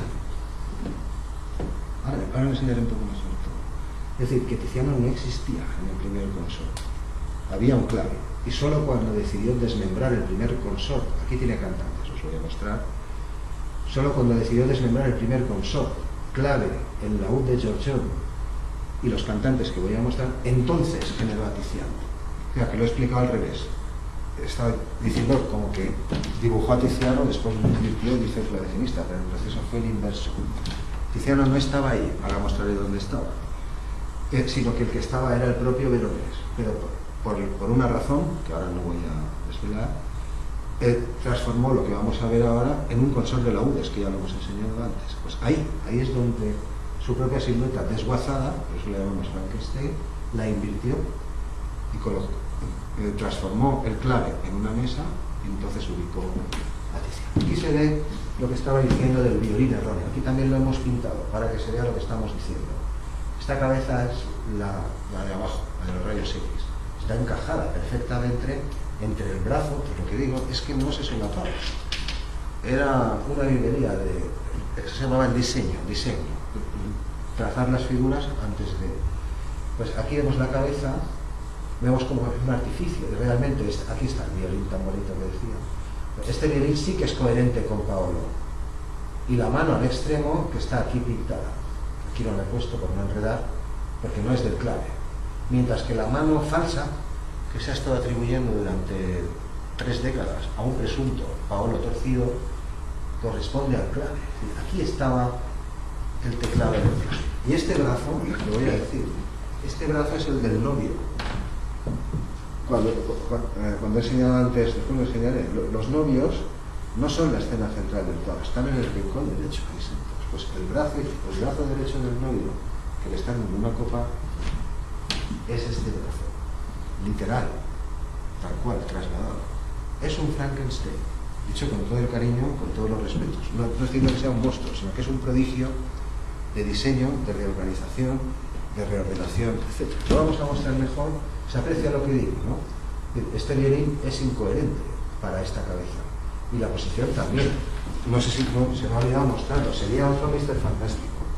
Si tú esta presunta figura es como los dedos grandes, concluyes que esa mano tiene un brazo, que eso no puede ser. Esa mano no es de ese violín, como se ha estado diciendo hasta ahora, sino que es probablemente la mano izquierda del clave, aunque la forma exacta, la posición exacta de los dedos, ya la mejoraremos. Aquí vemos cómo corresponde casi perfectamente una posición de descanso con el Paolo definitivo. Es decir, este fue probablemente el último violín que consideró para sí mismo antes de transformar el cuadro en un consort de violas da corda. Bueno, pues esta es la mitad del, en un momento lo veremos todo mejor, del consort, la parte que corresponde al clave, y cómo esas manos flotantes por ahí no tenían que ver ni con una cosa ni con la otra. Esto es lo que estaba diciendo. Este es el novio y este es el brazo del clavecinista. Ahora lo voy a mostrar. Este brazo es el brazo que hemos mostrado en Alicante hace 2 días y hace un rato aquí, del Paolo que está aquí, el que era laudista. Y después pues el cuadro original. Vamos a ver un momento más, un avance más aquí. Son estos. Este es el brazo del novio, este es el brazo de Tintoretto, de Benedetto Cagliari, que sostiene la copa para probar, y este es su brazo que actualmente está así, pero que los rayos X no está así.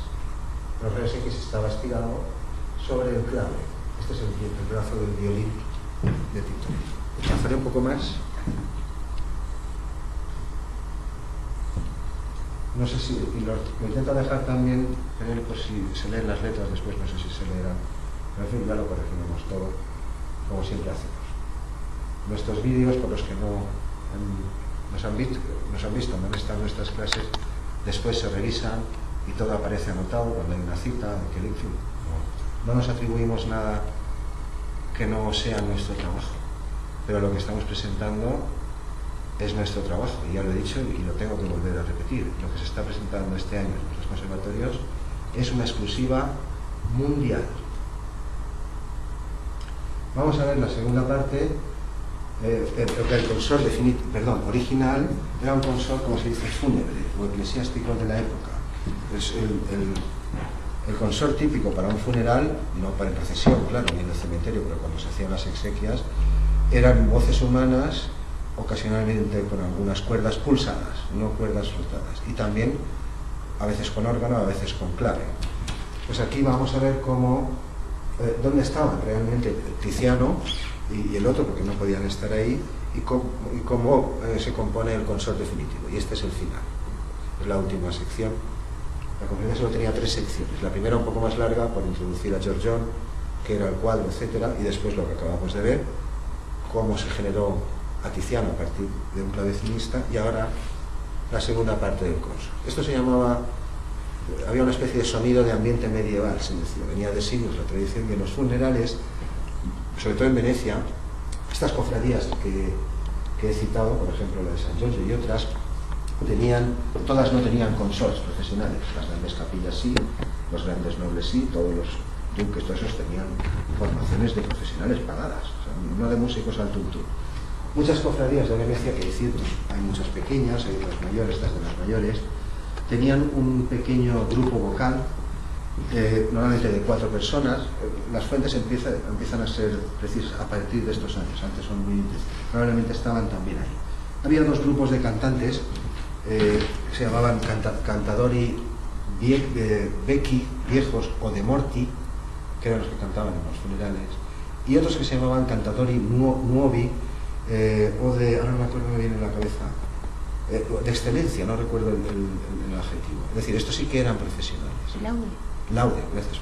Cantadores de laude, no, pero tenían otro que daba más resalto. Es decir, cuando hacían funerales, normalmente este cuarteto vocal o trío vocal, depende de los que tuvieran, eran monjes también, cuya única función era esa.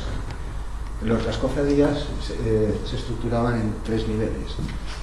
La gente más poderosa, duques, nobles, obispos, etc. Un nivel intermedio donde estaban todas las profesiones liberales, gente incluso con mucho dinero pero que no eran nobles. Y después un tercer sector más humilde que se ocupaba de muchas cosas. Es decir, pertenecer a una cofradía, pensemos en una cofradía actual, pues algo similar, pero más vasto. Pues por ejemplo te garantizaba que tú tenías unos funerales dignos, había reuniones, había cenas, había actos, y cada cual apartaba. La función de los cantadores viejos, que es probablemente 2 de los que vamos a ver, pues eran de la clase más humilde de los 3 estratos, y su trabajo era ese. Cuando había un funeral tú ibas y cantabas, pues se llamaba cantador y demás. Vamos, los dos que vamos a ver probablemente del cuarteto eran este tipo de personajes. Esta ya le he puesto antes, sí, este es el refectorio, aquí estaba el lienzo. Lo había incluido, sí, para que se viera un poco mejor. Creo que le he dado la misma orientación, ¿verdad? No, aquí está en otra orientación. Esta es la puerta, pero en fin, para que se viera. Este lo hizo Palladio, no tiene más importancia, se puede buscar en la red. ¿Qué más hemos traído por aquí? Es que claro, no puedo recordar todo lo que hay en orden, pero una buena parte sí. Volvemos al cuadro un momento para centrar las cosas. Ya sabemos dónde estaba el clave, ahora vamos a tener el clave. Claro, los rayos X actuales, ahora cuando veamos la versión gigante del loop, ya veremos. Las teclas yo me las he inventado, pero no la posición y la forma a seguir. Es decir, no se ven las líneas de las teclas como yo las he pintado. Pero lo demás sí. Y eso es lo que voy a mostrar. Aquí tenemos a nuestro amigo, no es el invitado, es el destinatario del cuadro. ¿Qué más he puesto? Perdón. Es que a ver si... que le doy a la tecla. Aquí tenemos bueno, el jefe de los fantasmas. Los tenemos en casa, están bien acomodados, tienen vino, no les falta nada, están a gusto y dicen que se van a quedar hasta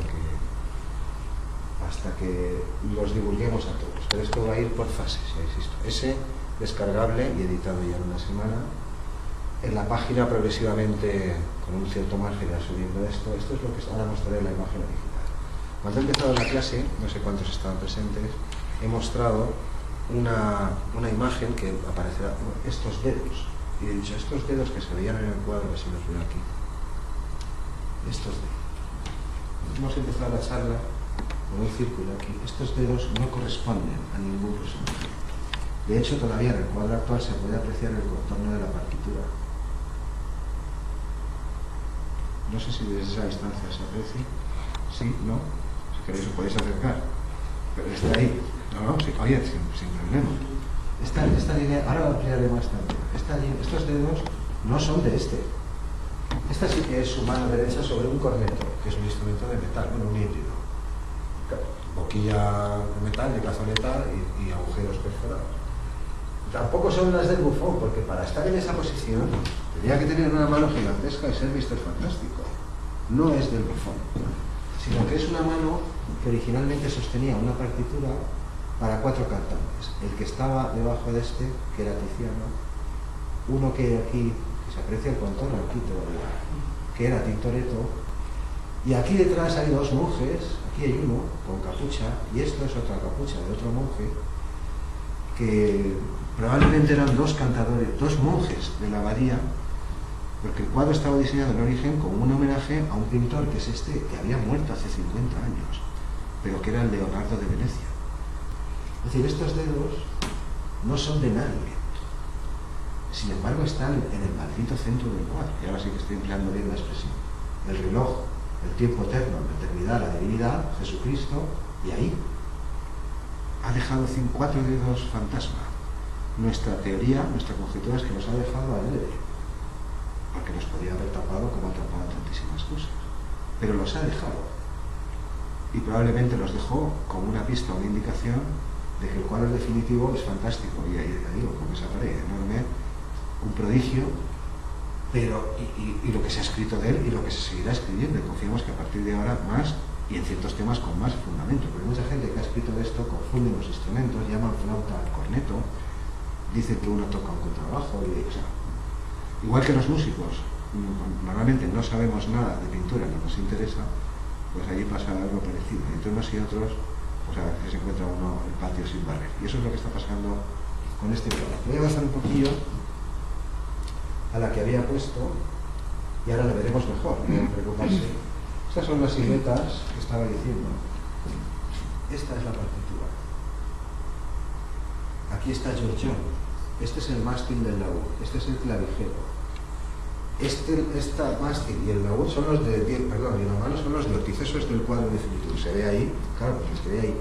Pero ahí lo que hay que atender, ahora lo enseñaré mejor, es que debajo del bufón de Francia, del rey de Francia, Chester, ese del piquito, hay una silueta muy parecida a la de Tiziano. De hecho tiene un pico abajo, Tiziano tiene barba, el otro tiene un pico.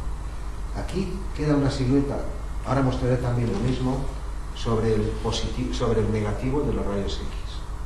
Ahora mismo, en un momento, todo lo voy a enseñar igual. Esto es los rayos X, es decir, este es ya el negativo de los rayos X, pero lo enseñaré en las dos veces. Es decir, una silueta muy parecida a Tiziano, una silueta con un contorno casi esférico, igual que la cabecita de Tintoretto, y dos monjes, porque tienen capucha. Si eran dos cantadores viejos o de laudes, porque esto es un funeral.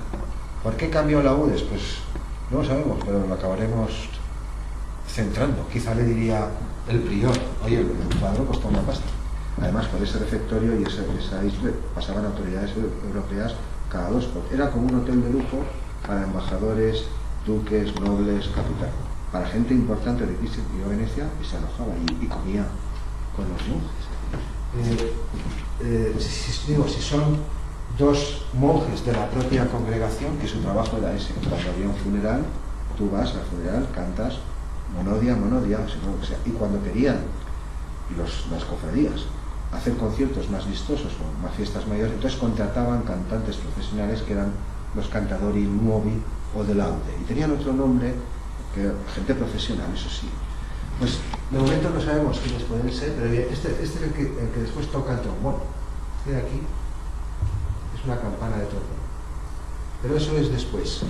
En este momento probablemente es el que está sujetando esos dedos son de ese monje y siguen estando en el cuadro. ¿Y por qué los dejó? Pues según nosotros hemos conjeturado, los dejó como una pista. No es por ver el Ministerio del Tiempo, ciencia ficción. El Ministerio del Tiempo no me gusta, pero la ciencia ficción me gusta mucho. No es por inventarnos cosas, sino que tiene que haber una explicación. No los ha dejado por olvido, es decir, no está en un rincón o en mitad de otro. No. Está en el centro del cuadro. Luego el veronés no pudo dejar eso ahí. Ay, se me ha olvidado, se me ha pasado. Eso es imposible.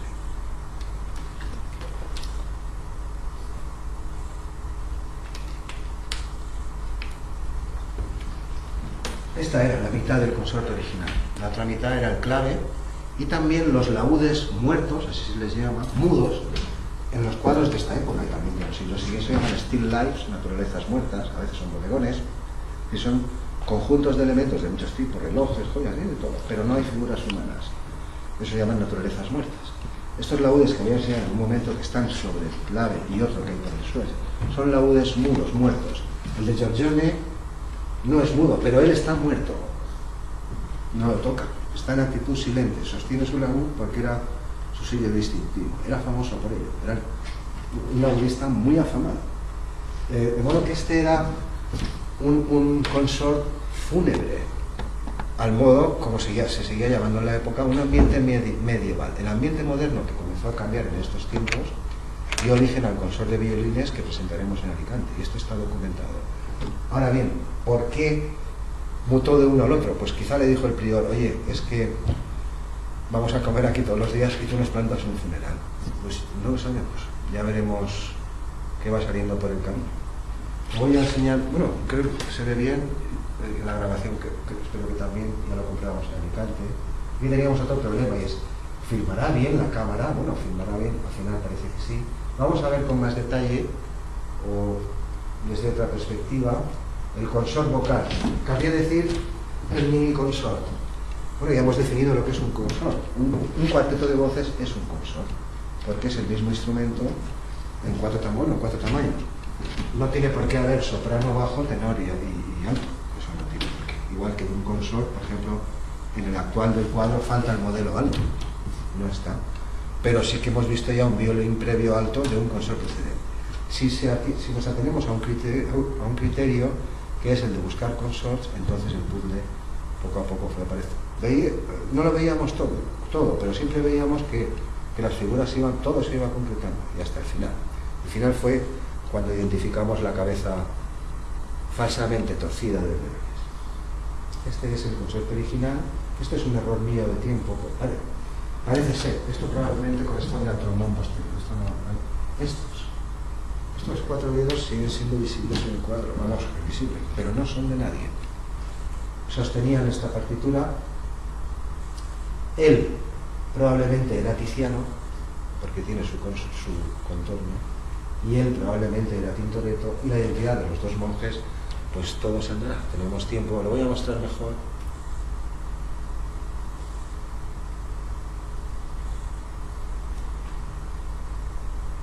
Aquí lo estamos viendo. Aquí, esta es la silueta de Cheste, del bufón. Ese que está ahí, que no es músico del consol, lleva un gorrito y tiene más o menos esta silueta en los rayos X. Y aquí hemos superpuesto la silueta que nosotros mismos habíamos hecho sobre el cuadro actual. ¿Cierto, Manuel? Es que te inventas porque la perilla, porque, bueno, ya lo sé. Ni estoy dibujando el contorno exacto de Tiziano como era ni nada, sino que también el veronés oculta la barba detrás del... Pero al final la silueta que tú ves ahí tiene una forma aproximada. Bueno, que eso es lo que creemos que pasó. Que este era Tintoretto en origen, este era Tiziano en origen. No estaban tocando con trabajo ni nada. Estaban, porque eran la escuela veneciana, incluido el maestro fallecido. Estaban los más gordos. Mientras que aquí, ahora también mostraré mejor eso. Aquí podemos ver esa mano que decía, esto es un clavijero.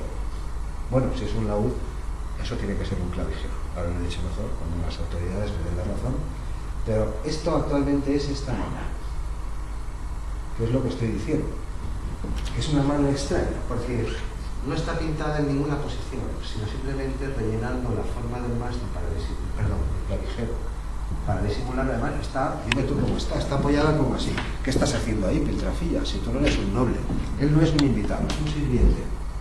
Recoge, ¿qué estás haciendo? ¿Empujando el plato? Es decir, esa mano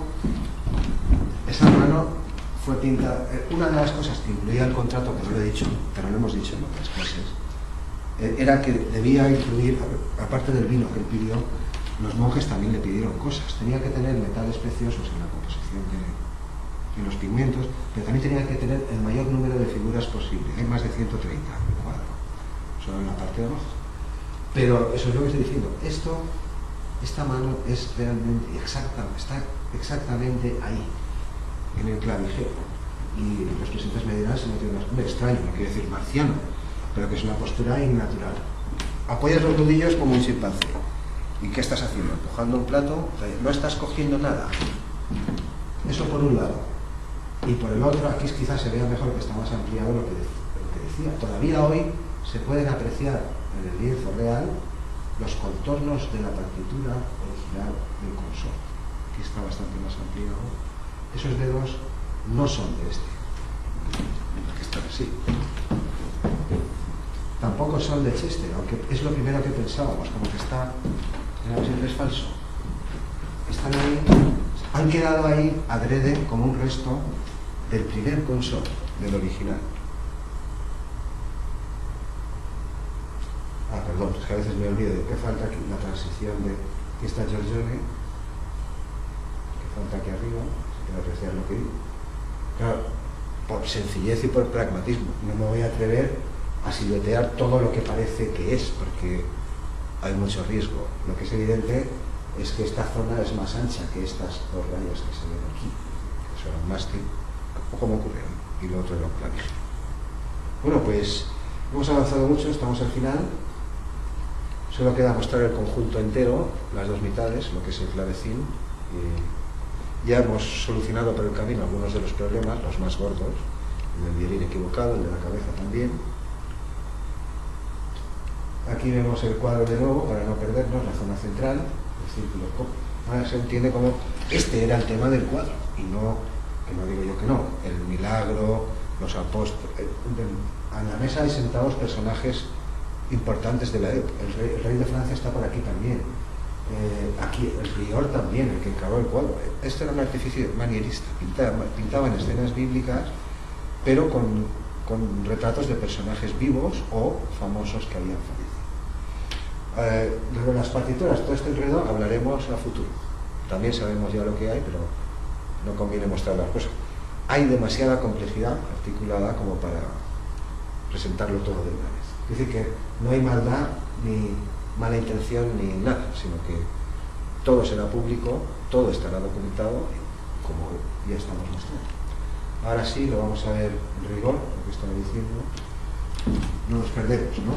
Estas dos son las actuales del cuadro, se ven ahí porque se tienen que ver, las dos gambas. Estas no tienen nada que ver. Aquí vemos al monje, después trombonista, es un trombón, es la mano que mete entre la vara con la sujetar, los dedos. Esta no tiene nada que ver. Este es Giorgione, las dos manos que estamos viendo, os ve aquí el negativo de los rayos X.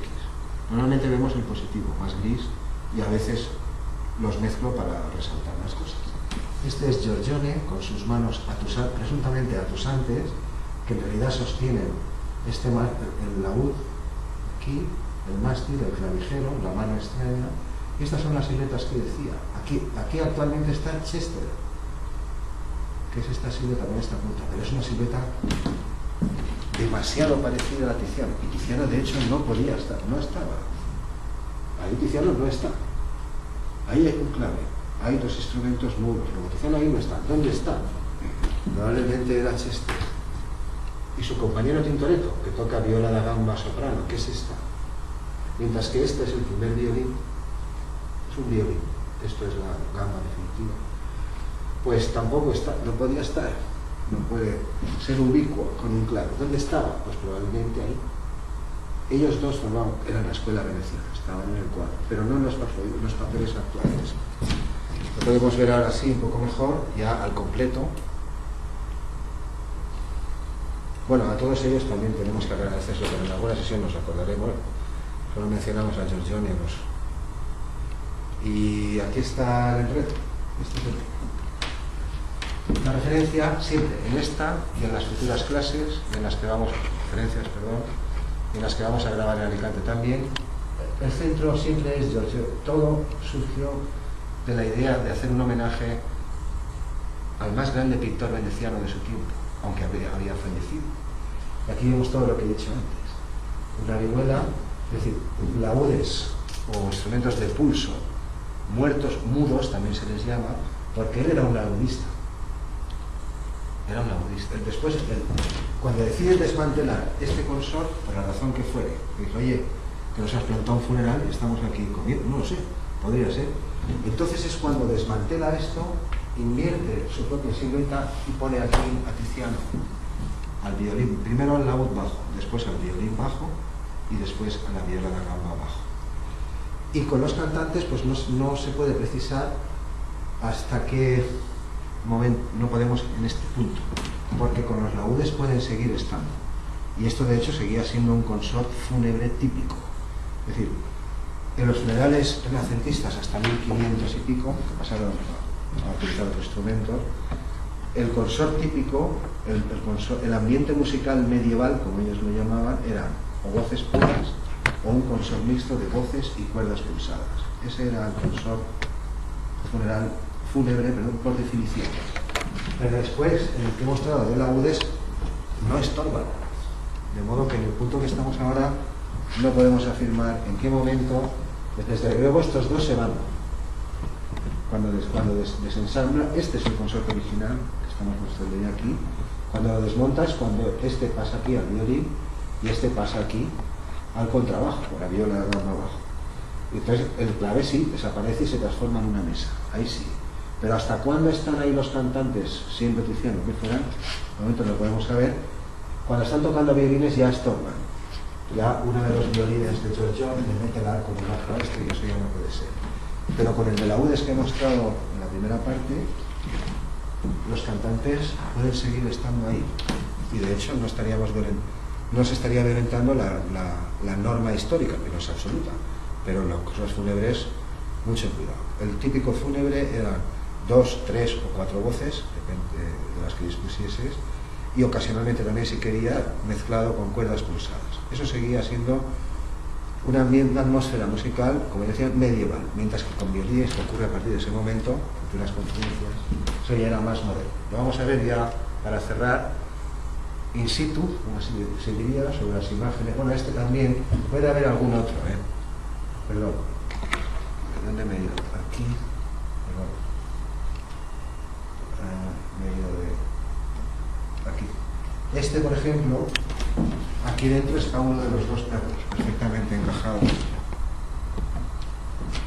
Puede haber otro, aquí hay varios diseños, de hecho los perros son todo óvalos, ya son cuestiones de diseño y de geometría y de buenos pintores.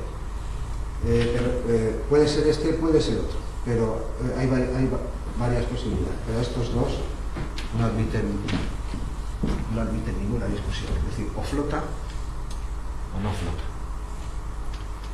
Pues vamos a verlo, como decía, sobre los rayos X ya FETEN, como se dice en la calle, o guay, como dice la gente general, bueno, y los otros jóvenes.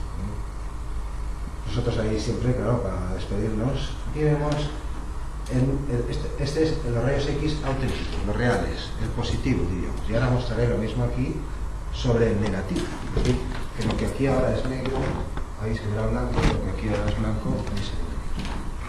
Pues claro, no podemos reconstruir todo porque, insisto, el Louvre solo publicó con mucha definición esta sección. El cuadro, claro, es mucho más grande. Ya veremos, de Benedetto, por ejemplo, no tenemos tanto detalle, pero lo tendremos. La cuestión principal creo que está expuesta. Hay un clavecinista del cual no se conocía nada, porque no se ve nada, de este no se ve nada. Pero se ve el contorno a forma aproximada, se ve que es muy parecido al Tiziano, y al final, como somos muy cansinos, ¿verdad? Tenemos tiempo y no paramos y estamos enredados, lo encontramos. Quizá habría que aplicar la máxima de Sherlock Holmes, decía, si lo he encontrado es porque estaba buscando. Muchas cosas son así. Tú no prestas atención y a lo mejor las cosas pasan delante de ti, pero si estás siempre atento, pues al final lo pierdes. Pues este es el consor total, la mano con los dedos que sobreviven actualmente, el contorno probable de Tiziano cuando no estaba aquí, estaba leyendo esta partida, de Orchón, el brazo del novio, el protagonista de la espina, tal cual, no hay más que trasladarlo, y la mano falsa de aquel violín que se atribuía erróneamente, se ve cómo está precisamente a la izquierda de la mano derecha. El teclado, yo me he inventado las líneas del teclado, porque no se ven, pero hay que saber cómo es un clave. Supongo que los presentes han visto un clave, si no, ya tardan. Es decir, no es como el teclado del piano de cola, por ejemplo, que sobresale todo de la caja, sino que el teclado está inserto dentro de las paredes de la caja. ¿Me explico? No sé lo que estoy diciendo. Es decir, que la pared lateral del clave llega hasta aquí, más o menos, debe llegar hasta ahí, y parte del teclado está inserto dentro de la caja. Es como si ya aquí, ¿no? Primero, en un primer momento, intentaba situar el teclado volando como en los instrumentos actuales, pero resultaba muy difícil. Pero fue localizar la pieza, bueno, en un rato desde que me dijo, sírvete a Tiziano, en 2 o 3 horas, porque era la piedra angular que nos faltaba. Teníamos ya todo el puzzle, teníamos la estructura, veíamos las razones, incluso causas históricas para muchas cosas que aquí no hacía falta citar, no he citado, pero nos faltaba un cuerpo entero, que después se desveló un nuevo Frankenstein, dicho, insisto, con todos los respetos. Él fue quien generó a Tiziano cuando decidió prescindir del primer consort y construir uno de laúdes. Ahí Tiziano ya estaba en su sitio, el clave había desaparecido y el consort de cantantes pudo seguir con el de laúdes. Con el siguiente de los violines, ahí ya. Veámoslo sobre el negativo de los rayos X. A ver si. Exacto, ¿cómo está esto? ¿Voy a montar los dos iguales? Ahí va a ser. Esto es un error mío, he montado los dos iguales. Bueno, pues ahora veremos. No, perdón.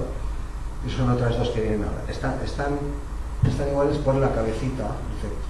Aquí no se representa el auténtico Tiziano, que estaban aquí antes. Y aquí sí. Son la misma, y se ve. Esa es una después, que viene después, que sí que lo contaron. Y eso es. Y ahora veremos lo mismo, pero con el negativo. Este es el positivo de los rayos X con y sin Tiziano en su sitio definitivo.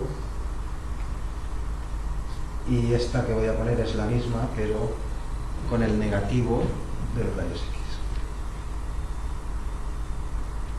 Si consigo eso. Es lo mismo. Aquí Tiziano y Tintoretto no se representan como parte del cursor, mientras que aquí sí. aquí las zonas oscuras son claras, las claras son oscuras, se ve, lo decía del perro, es un óvalo perfectamente encajado, este igual, óvalo, bueno, como una raqueta, óvalo, pata, óvalo, pata, óvalo, pata. Son trucos de pintor, no tienen más misterio, luego tú después ya lo arreglas, pero aquí quizás se vea mejor que ninguna otra. La posición de, insisto, esto es una conjetura, pero que el teclado tiene que estar, que no se vean las teclas por todo el montaje que hay ahora, que eso no significa. Todo lo demás está, y de ahí no nos vamos a mover. De hecho, el libro siguiente está casi acabado, y en los próximos meses, pues, si no conseguimos que nos lo publique, es importante, pues ya lo publicaremos nosotros, no hay ningún problema. Bueno, el primer consort, el consort original, de los 5 que sufrió el cuadro, está expuesto, ha sido presentado, lo digo también para las cámaras, aunque sea la tercera vez que lo dijo, es una exclusiva mundial y estamos al final, no recuerdo exactamente qué, pero así, a lo que ha aludido. Estos son los 5 consorts. Esta es la silueta del consort actual. Tiziano la viola gamba bajo, pero hemos incluido también su silueta, la de su cuerpo, no la del manto, la que después genera el plano. Perdón, es un poco confuso. Aquí vemos el concepto original que acabamos de ver, con la silueta que la extrajimos de Tiziano, pero que aquí Tiziano no existía. Hoy hemos presentado aquí este. El miércoles pasado, hace 2 días, presentamos en Alicante este, que lo hemos mostrado al comienzo. Eso es lo que decía. Aquí ya Tiziano, este está en su sitio y el clave no está, pero los cantantes pueden seguir funcionando. Después pasó a un diseño con violines. Este es un violín que lo he mostrado, este es el que se ve, el problema con la mano.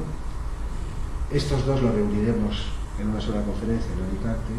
Y volveremos aquí dentro de un mes, más o menos el 16 de diciembre, a hacer una visión general de las 6 conferencias. Pues te informo, pues si alguno tiene interés. Ahí no se verá tanto detalle, pero sí que se explicará todo, luego se mostrarán los consorts.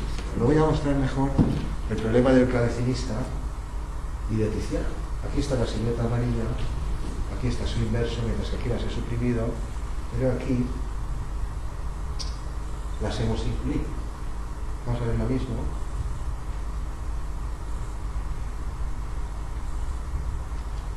No te vayas. Que son fantasmas juguetones, no asustan, no muerden.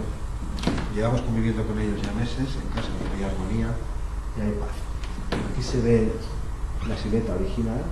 Cuando desmantela este consort, genera a Tiziano, y aquí se ve como la silueta de Tiziano ya, pero sigue en su sitio hasta el consort definitivo. Consort original, ambiente medieval fúnebre, pintor no, el más grande, el más famoso de Venecia durante un siglo después de su muerte, que hay que echarle. Solo trabajó 10 años. Después desarma estos 2 personajes, los transforma aquí. Consort de la UDES, segundo consort, el miércoles en Alicante. Consort 3 y 4, bandas de violines, que es como las llaman, ya lo aclararé. Esta será la próxima de Alicante. Habrá aquí en diciembre la global que he citado, y cuando el centro nos dé entrada en su programación, pues la que no se pudo hacer, no sabemos si por el fantasma de Giorgione. No hay maldición que nosotros sepamos, esto no lo inventamos para hacerlo más gracioso y más atrayente, pero es verdad que el día que veníamos a grabar la clase de Giorgione, diluvió, inundó los bajos y al final cerraron el centro. Cuando volvimos de París, llegamos a casa y yo me eché a dormir un rato. Fuimos a ver el cuadro, fue en agosto pasado, ya habíamos encontrado, aunque no teníamos todo el tinglado, pero ya sabemos quién era.